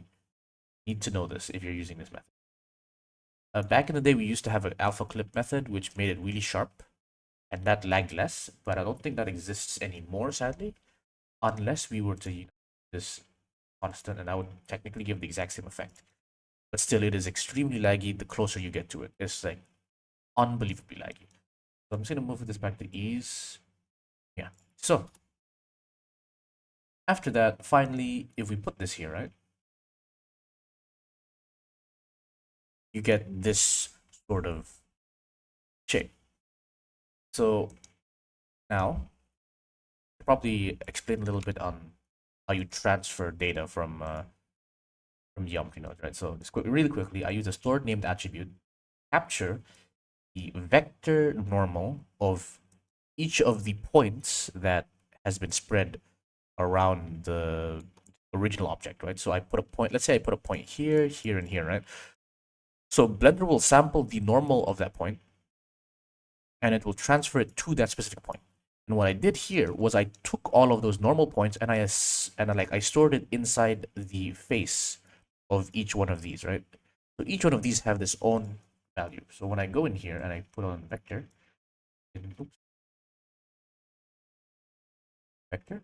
can see that, yeah, it does exactly that. It takes the points from the original shape and it turns it into, it just puts it all over the face. And the way we do this is, of course, you have to store it as a vector, because usually it's float, but you store it as a vector and you switch it to instance because the things we are storing it on are instances. They are not objects, they are not geometry. These are technically not real objects. They are just imaginative objects that Blender can render, right? So we have to switch it to instance. And then in the shader node, we have to add an attribute mode, set it to instancer, and then we have to select the exact name that we've saved it as. And yeah, we get this, right? So we plug this vector into the normal. And when we do, we get a diffuse shader with custom normals. If I did not do this, this is what it would look like. It would look like this, and it looks really boring, right? Because this is the difference between using a sphere and using a cube. So if we look at this, right, if we put a cube in the scene versus we put a sphere on the scene, you can see that the sphere has much more shading on the bottom, right? So if we compare here we have pure white, and then we have this like really grayed out gray, right? The moment you put the vector on, it softens everything up. We have a gradient. We have a gradual gradient from really bright white to like gray to like this orangey gray, right? So that is the main point you want to get when you're doing this. All that's left is just connected to the color ramp to give it custom color. And this is what it would look like. So now we have as custom colors, and then the moment you add in the transparency, oh, now you can see the colors of the planes behind you, right? And you can see the colors of the planes behind, right? These will pop out through the holes, right? You can see the dark parts behind it, and that acts as like fake shadows, right? Cool. Once you have that, now you go into your camera, make sure your cloud is in view. Again, this part is actually not needed. You don't actually need this part, because that part is only if you are using the cloud in your scene as a generator.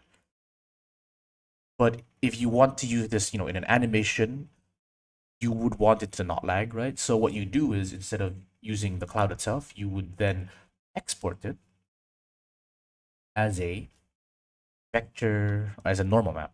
So we connect the normal vector that we have transfer from the geometry nodes into the mix shader, add a transparent BSDF, and we just put it straight to the material output. Once we do this, we have the normal map, and you just need to render this. Right? You render this. If I go into properties, I'll tell you the setup I used. I used OpenEXR RGBA float full. This is just gives us the most depth, and you also need the alpha channel. Always remember that. So you can also use PNG, right? But I used OpenEXR because it just has more data, right? And once you're done with that, you render this. I use float full because it gives me more color, I think. I'm not actually sure. I just know that this is OpenEXR is a good format for data, right? But PNG is also fine, right? You can also use PNG. I think PNG is just better in general because it's faster and smaller. But I'm just like, I'll try it out, right? So with this, you just save it as a normal map, which is right here. We have saved it as a normal map here. This is a different cloud. I'm gonna move you to the side because you're super laggy. Right, let's check this out. This is another cloud that I made the other day. Now using this, we are going to check out the alpha of this, right? Check out the alpha. The alpha is, this is black, this is white. It's basically saying all of the black parts become white, all of the white parts become black, right? And then, sorry, all of the black parts become transparent and all of the white parts become opaque. Now that we have that, I think we have a sun lamp in the scene, do we? We do not. Okay, so back to the shader render. So what I do here, normal.exr, which was the image, this image literally, right? It's just this image. I connect the color into the normal of a diffuse shader, right? The color of the diffuse shader should be like white, I think. That's the best color you can use. And then shader to RGB, and then use it to like control the color. I don't need this, right? I used it to control the color of the clouds. And then a transparent shader just to add, or sorry, remove the, all of the black parts from the normal.exr. And then you plug it into the material output, and then you add a light, sun lamp. With the side, it looks kind of washed out right now because we don't have enough power on our sun lamp. So we just increase the power of our sun lamp, and you can see how it reacts. Now, all that's left is to just change the color of the clouds. It's all in the color, guys. It's all in the colors, right? And I also made sure that this plane that I imported always follows the camera. And the way you do that is you use a damp track constraint, right? You damp track constraint on the z-axis towards the camera so that whenever the camera moves, that moves, right? And yeah, and that's how I made the clouds. So what I did was I made multiple variations of this. I just made like, I think 4 clouds in total. Okay, this is too dark. Let's make it like a dark, like this. Yeah, there we go. Yeah, that's how you make these clouds. Of course, again, it does look better directly from here. So if I were to show this, this looks better on its own. But the issue is this lags a lot. So if I play this animation, it's running at 5 FPS. I don't think and I have a really good setup. So anyone below me will have their computer fried.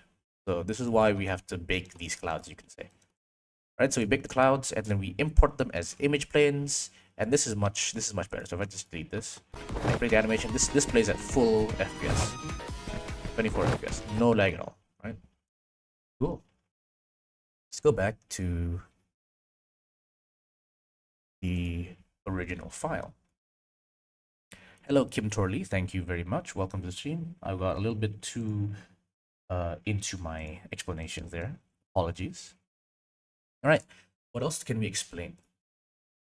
Next up is the sky. The sky is relatively simple. The way you do the sky is, let me just put some of these nodes away. So it has a toon shader, as always. It also has a sort of cloud generator on it, right? I'll show you how the cloud generator works. Before this though, I will show you the initial reference I used to make this sky, which is this one right here. This is the initial reference for the sky. So I'm just gonna make sure that this. Hello, Believe Animations. Welcome to the stream. You are currently watching Anime Shader 101 lecture by TM Lanner. Hope you have a nice day. I hope your brain doesn't get fried by the end of this. There will be a test and you'll be graded on it.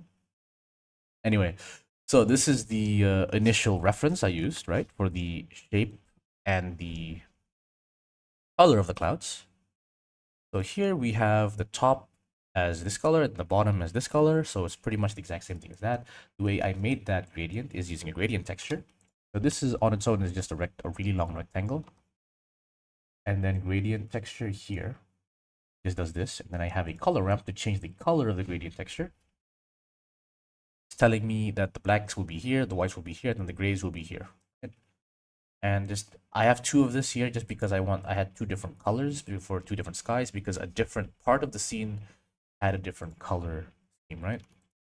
If I do this, connect it back here. Right, so after that, I needed to add the clouds. And the clouds are basically just noise textures. I put this noise texture in here. This is what it looks like. What I did here was I took this noise texture, which is just it is a plane with 0 on the y-axis, and then I lowered the z as well. The y is kept normal, and change the scale, 3D VBM, nothing special. I put it through a color ramp, and when I put the color ramp in, I can get this. I get white, black, and gray. So what I'm telling Blender here is that using the color, the mix color add node, I tell Blender, okay, anything that's white, I think it's white, right? Let me just double check. Yeah, anything that is white, okay, so white means effect B, right? Anything that is white, you add this color. When I say add, I mean add the value of, right? So you add the brightness of this to the base image below.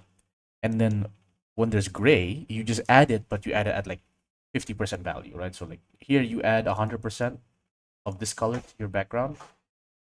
Oh, one second.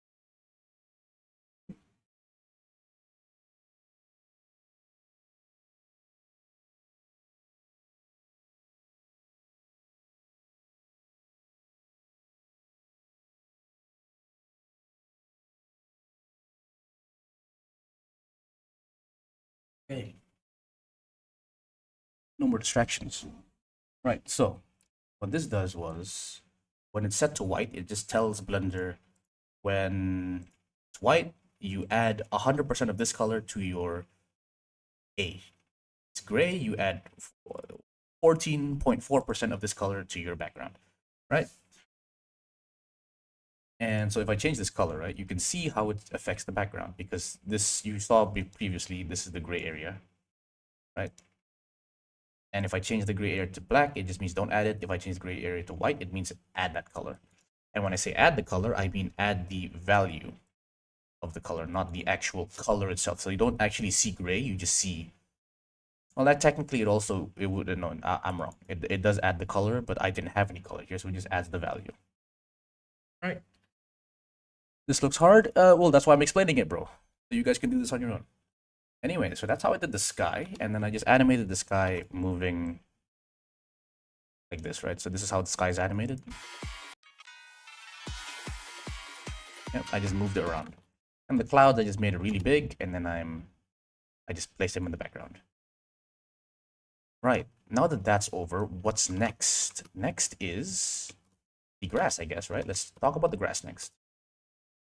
So the grass is really, really simple. It doesn't look simple, but it is relatively simple, I must say. I'm going to delete this because this is not useful. This is the grass texture called foliage. Zoom in. Right. Yeah. So this is the grass texture. It's basically just a gradient. So here, right here. So I'm just gonna take this gradient. So this gradient is this is what it looks like before.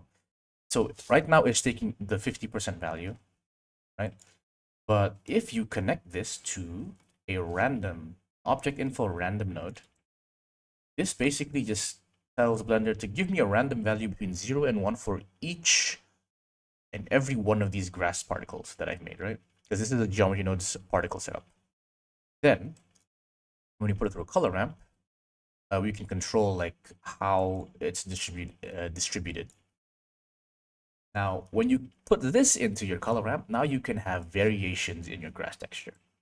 right? And you can have another controller to control what color it is. So I can make it like kind of blue if I want to, a darker blue. Nice, right? So I can make it kind of blue if I want to. So this is how I made the grass. And then I just spread it around the original.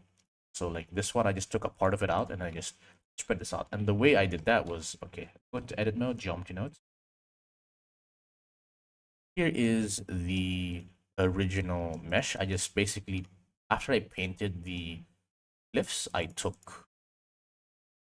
separated these out. I duplicated and separated out. Check out the geometry node setup. This is a little bit scary, but it's not that crazy if you know what you're doing, trust me. So this is very similar to the cloud setup. And the only thing that's different is just the tracking. Hide this here. Move this here. Right, so what this is doing is it's taking this and it's distributing points first, right? It's distributing points, and I'll just explain why I used Poisson disk. The reason I use Poisson disk is because I wanted to change the minimum distance.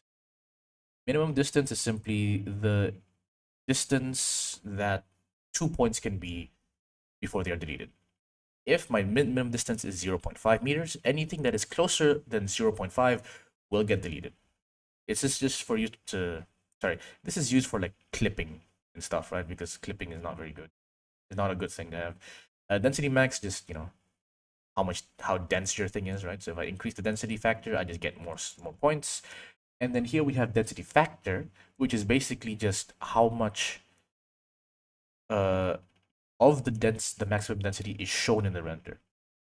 Now, ideally, you would put anything that controls the density factor into your density max, but sadly, that's not how it works. So I have to use density factor.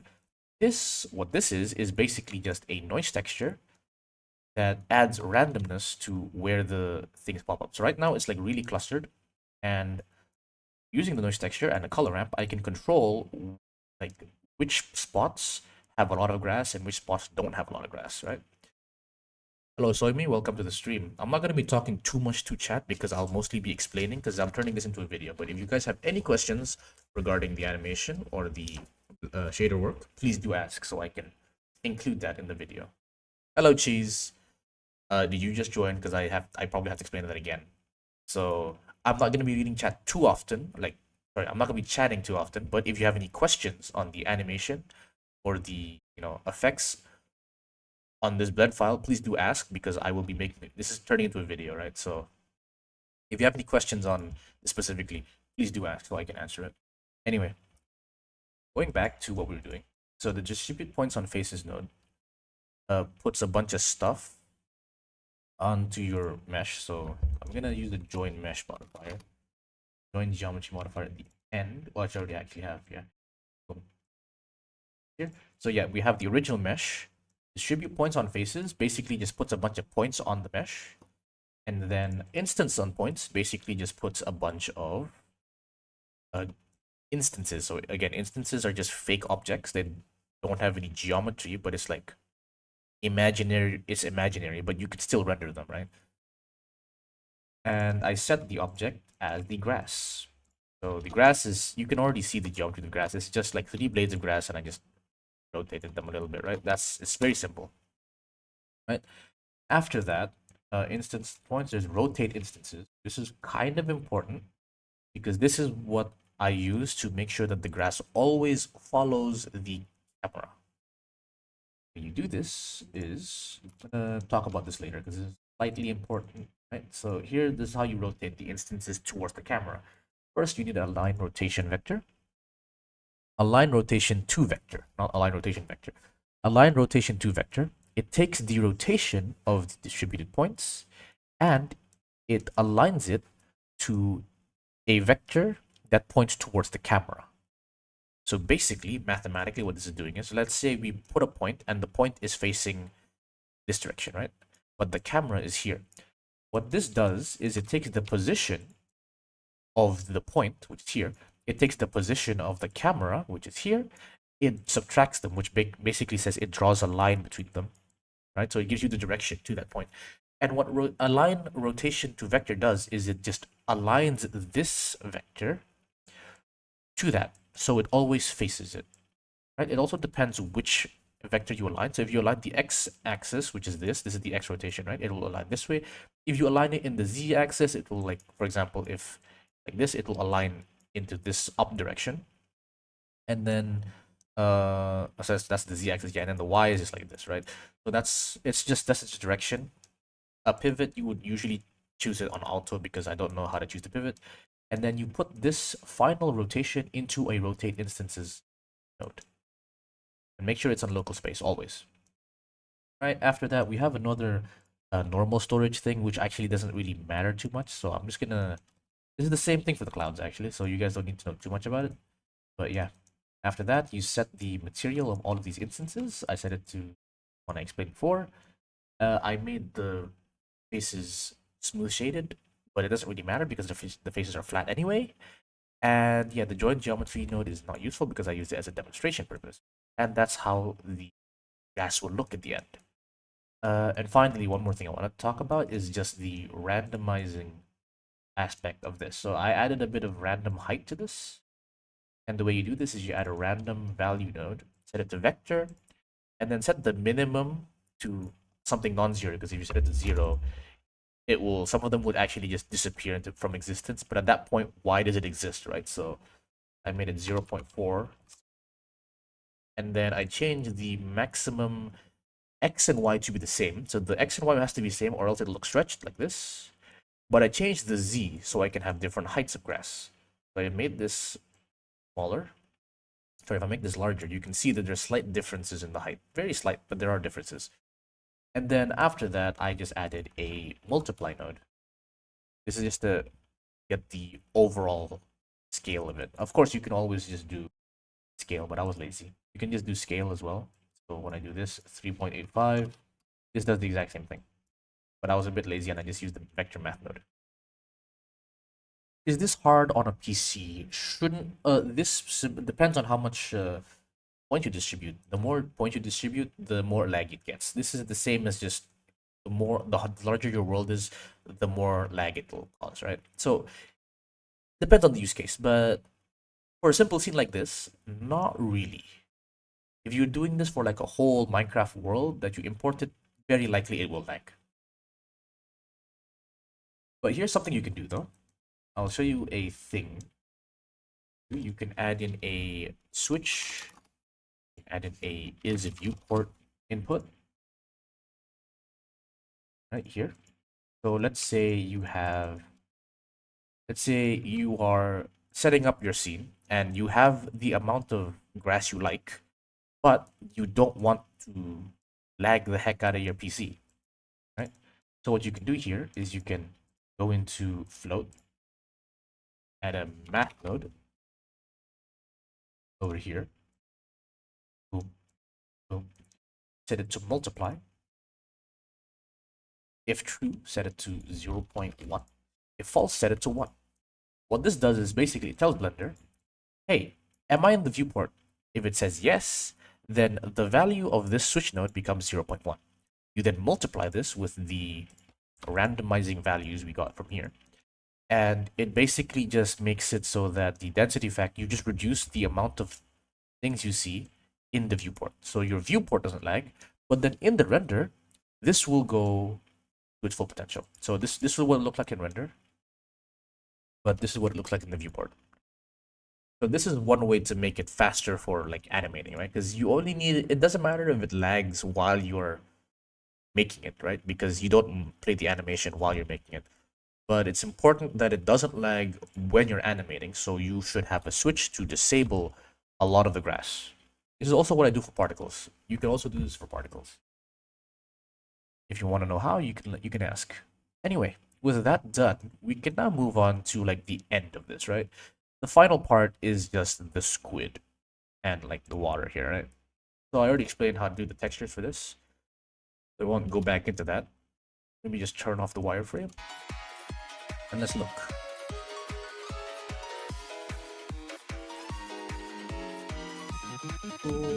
Right here. So depth of field, obviously, first of all. Right now it looks like a really harsh outline, but in the final one I did add blur to it. So the way you add blur is you go to the grease pencil object, you go to add effect, and then you add blur right here. If I go to rendered view, you can see it blurs out. You can use depth of field, but I have not found any success with this for some reason because it's not very good at like doing the depth of field. So I just use this. Oh, I think it's also because no, it's not. It's actually pretty far away, so it should be affected by depth of field, but it's not. So what I do instead is I just manually update the size. You can see here that the size is changing as the animation progresses. Before it's 0. In this specific area, it's 196. As the depth of field weakens, we lower the blur size, and then when it's close right here, so this is the outline for the close one, we turned off the blur completely. Right? Yeah, so that's how I did the outline for this. And also, wait, no, how do you do an outline for something is probably a question people might want to know. So let's do, for example, an outline for rocks here. Right? So I'm going to add in a line art, collection line art, and I will put the collection line art to the lake because that's what these are. So if I zoom in here, you can already see that there's line art on this. So I'm going to increase the size. It has a lot of stuff because I just have stuff here.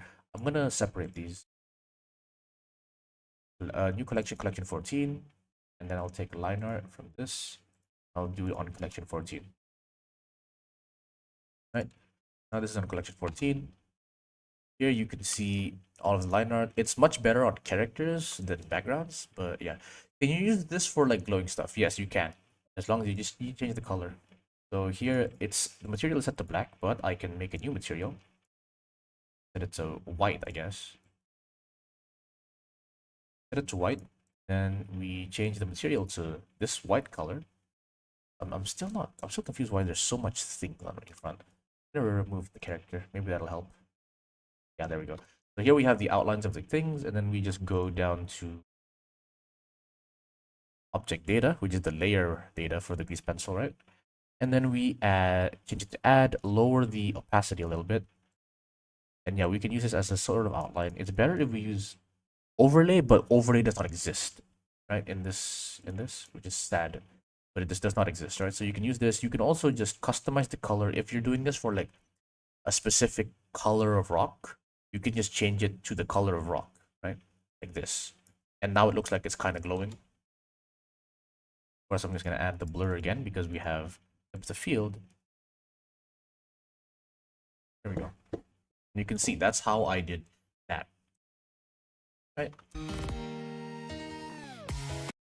And then after that, I think there's one more thing we can talk about, and it's just the ocean. How did I make the ocean? The shader for the ocean is pretty much the exact same thing as the others. We have the default Voronoi texture.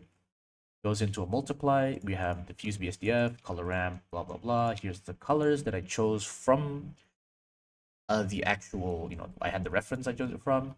And then we have edge detect as well. You can make this constant. I've tried making it constant. It didn't look too good. I'm going to use this actually. So I use constant. It doesn't look too good, right? So I stick with like non-constant. I'll stick with ease. This because ease looks slightly better. Okay, not slightly better. Looks a lot better. And then edge detect. Oh, actually, it doesn't matter because we don't actually have the geometry node set up here. And then yeah, so this actually doesn't matter at all. Move this and it's connected directly here. 1 second.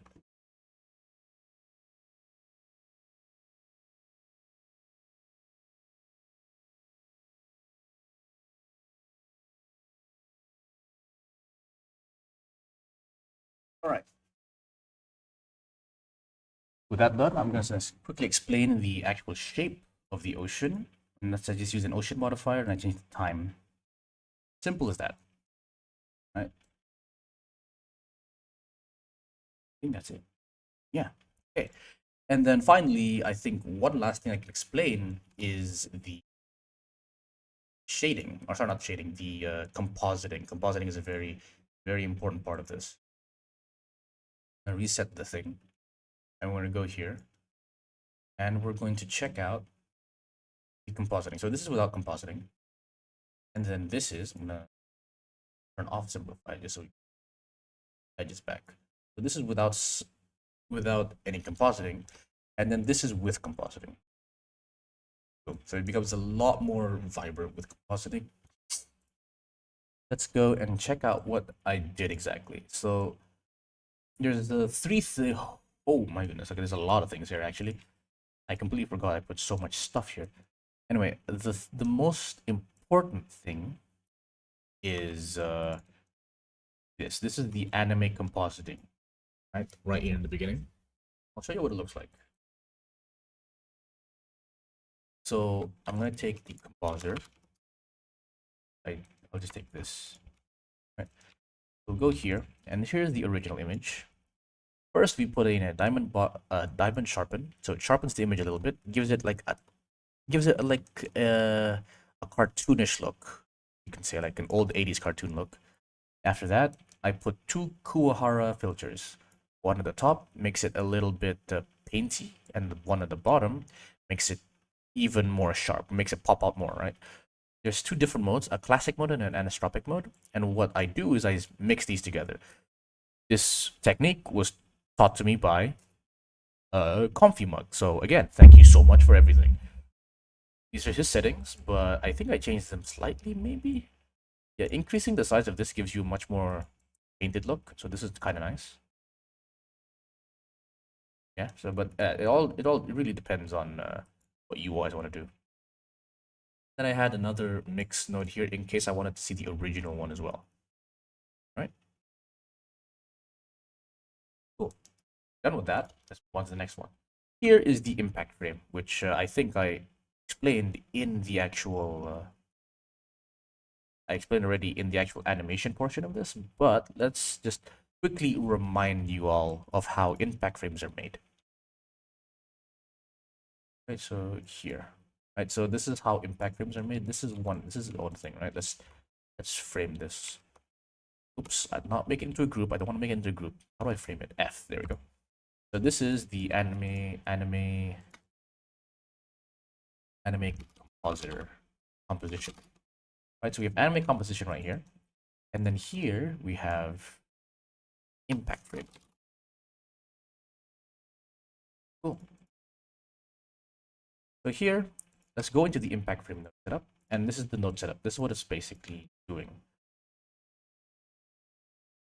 Let me just move these around so it's a little cleaner for everyone to see.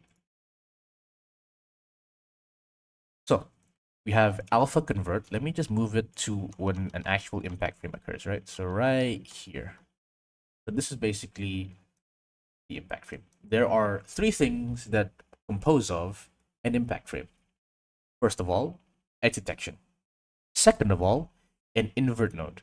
Third, a color ramp. So I can literally simplify this into those three nodes. I'm just going to cut this. I'm going to take per width, color ramp, and I'm going to cut this off because it's already animated, invert color. These are the only three nodes you need. Everything else I put here is extra. So I put group input into per width. What this does is it edge detects, right? This is basically just a filter, and you set it to per width. You can also try out the other filters. There's a lot of nice filters. Box sharpen gives you the hard edges, but doesn't give you like edge detection, which is what we need. Diamond sharpen does the exact same thing. Laplace gives you edge detection. Sobble gives you edge detection. Perwit does, Kirsch does, and Shadow does not. So Kirsch, Perwit, Sobble, and Laplace. All of these give you edge detection. I decided to use Prewit because I've been using Prewit for a while now. Next, you put it through a color ramp. Ooh, my Blender is lagging. Let's hope it doesn't crash. Right. Uh-oh. Uh-oh. Stay on standby, guys.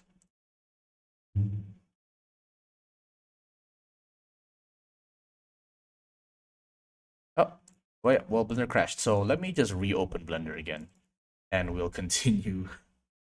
We'll continue. That's a little annoying. It would be really sad if Blender just doesn't open anymore. Oh, it does. Nice.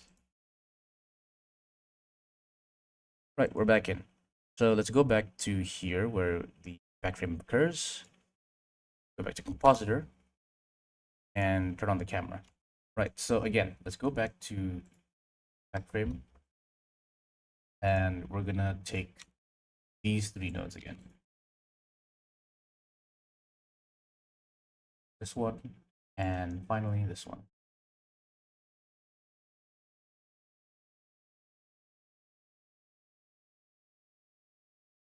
Plug it in here. It's actually getting quite laggy. Let me turn on, off. Oh, Simplify is on, bro. Okay, it's just super laggy. Right. So here, these are the three nodes that you require. Again, I'm gonna make sure that I don't show all of this stuff because this is all the color correction that I do. My color correction. We'll discuss later. Cool. Right. And this, yeah, this, right. So this is the basis of an impact frame. We have a pre-width or any sort of edge detection modifier. We have color ramp, which basically just crunches all the colors to black and white. And then we have an invert color that switches every single frame. So notice the factor of the invert color. It's changing from 0 to 1 every single frame. And that gives you the flashing color. Right? Now, once you have the impact frame, now you can add extra details like glare, to add a bit of glow. You can also add lens distortion to add a bit of chromatic aberration. This thing in the start, I already forgot what it was, but I don't think it's too important. It is not important at all. So this doesn't actually matter. This is the only thing that matters. You need pre-width, color ramp, invert color, and then these are the two add-ons, glare and lens distortion. There is one more actually, and it's the blur node. And this is used just to make it look a little bit better, right? Because you won't even be able to make out these shapes anyway. So blurring them in a certain direction helps you give a sense of which direction the attack is coming in, right? So right now I blurred it in the x-axis, so we know the attack is coming in like this, kind of. Preferably, you would want to be able to make directional blur, but I don't think Blender directional blur is very good. You do directional blur, right? Add the scale. Yeah, it doesn't. It's not this. It's not exactly what we need. If I increase the samples, it will work, right? But it's not. It's not. It's not crazy. I would rather use After Effects. After Effects is directional blur, but this is like not too good. So yeah, a normal blur is fine as well, right? Okay, once we're done with that, we can now move on to my humongous compositing setup. So which one is useful? This is not useful. This is useful. Final one, right? No, that's not the final one. This is the final one. No, wait, what? Oh wait, no, because I didn't connect this. 1 second. Connect this here. There we go. Which one is the final one? Is it this one? I think it's this one. It's not this one. Yeah, it's not this one. So this is useless. Meaning this is useless. No, wait, no, this is useful actually. What a second. Wait a second.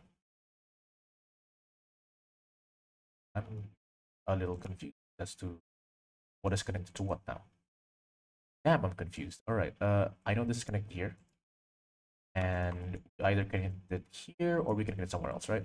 So here we don't need this because this is oops. We don't need this. We don't need this, and we don't need these either. Right. So this is my compositing setup.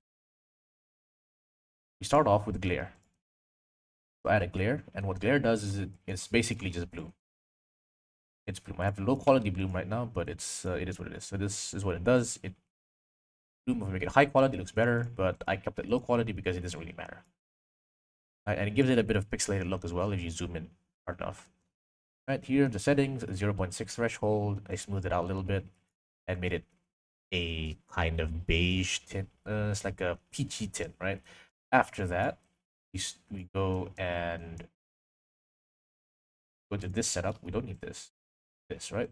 So here, what I did was I took the base image, I increased the contrast, I blurred it, so I get this, and then I use this as a mask. So as a mask, this is what it looks like, RGB. This is what it looks like, and I'm telling Blender in the white parts apply this color correction, and the black parts don't apply this color correction. And what I did was I increased the saturation in some points. It's not very obvious here, right? But if I do this, you can kind of see what it looks like, right? If I zoom in to the horns and I remove the color correction, you can see I just made it more colorful. And because I didn't like how the horns were white, I wanted them to be red. And since the horns is kind of like the brightest part of the render, I was able to use this to control which part of the render I wanted to make more colorful. After that, I have this final kind of I guess color correcting thingy. And what I did was I took the original image, I put it through a color ramp, so I got specifically these colors, right? So this is kind of just me experimenting. I wanted these are called the midtones, right? So these are the colors with a middling amount of brightness. So if I take a look at this, the brightest parts of the image are the hair, just armature because it's kind of in the way, and remove the wireframe, right? So the hair is the brightest part of the image. We also have these effects that are also pretty bright. And the darkest part of the image is like the cloak, this black slash, and I think that's about it. Maybe the sword as well, right? What I did here was I isolated the middle parts of the image. So you can see the white stuff is all gone. The white stuff is all black. And the black stuff still stays black as well. And the in-between, the gray stuff becomes white. And by doing this, I'm able to make a blur mask to kind of bleed the middle parts out into the brighter parts. And what this does is it allows me to brighten up the not so bright parts without further brightening up the bright parts or affecting the dark parts. All right, and this is a before and after. I use specifically soft light because this is back from my GFX days. I just really like using soft light, and I cannot explain why. It's a kind of overlay, but it's like not strong. So if I use overlay, you can see that it punches a bit strong. It's a very strong punch. Soft light is more subtle. It keeps the original color of the background. Once you do that, right? So here's the before and after. So right now it looks fine, right? It doesn't look bad, but it's kind of I would like to call it like raw. It feels like a raw render.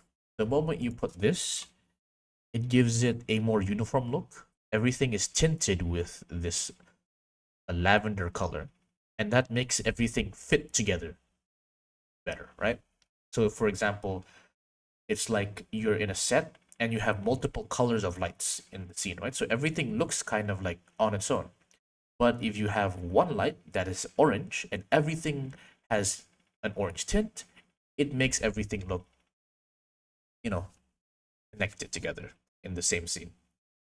And with that, I think that should explain all of the things I did for this. That took approximately 2 hours and 12 minutes to explain, but we are finally done. I have now imparted all of my knowledge, guys, on how to make an anime background. I'll just play the animation one more time.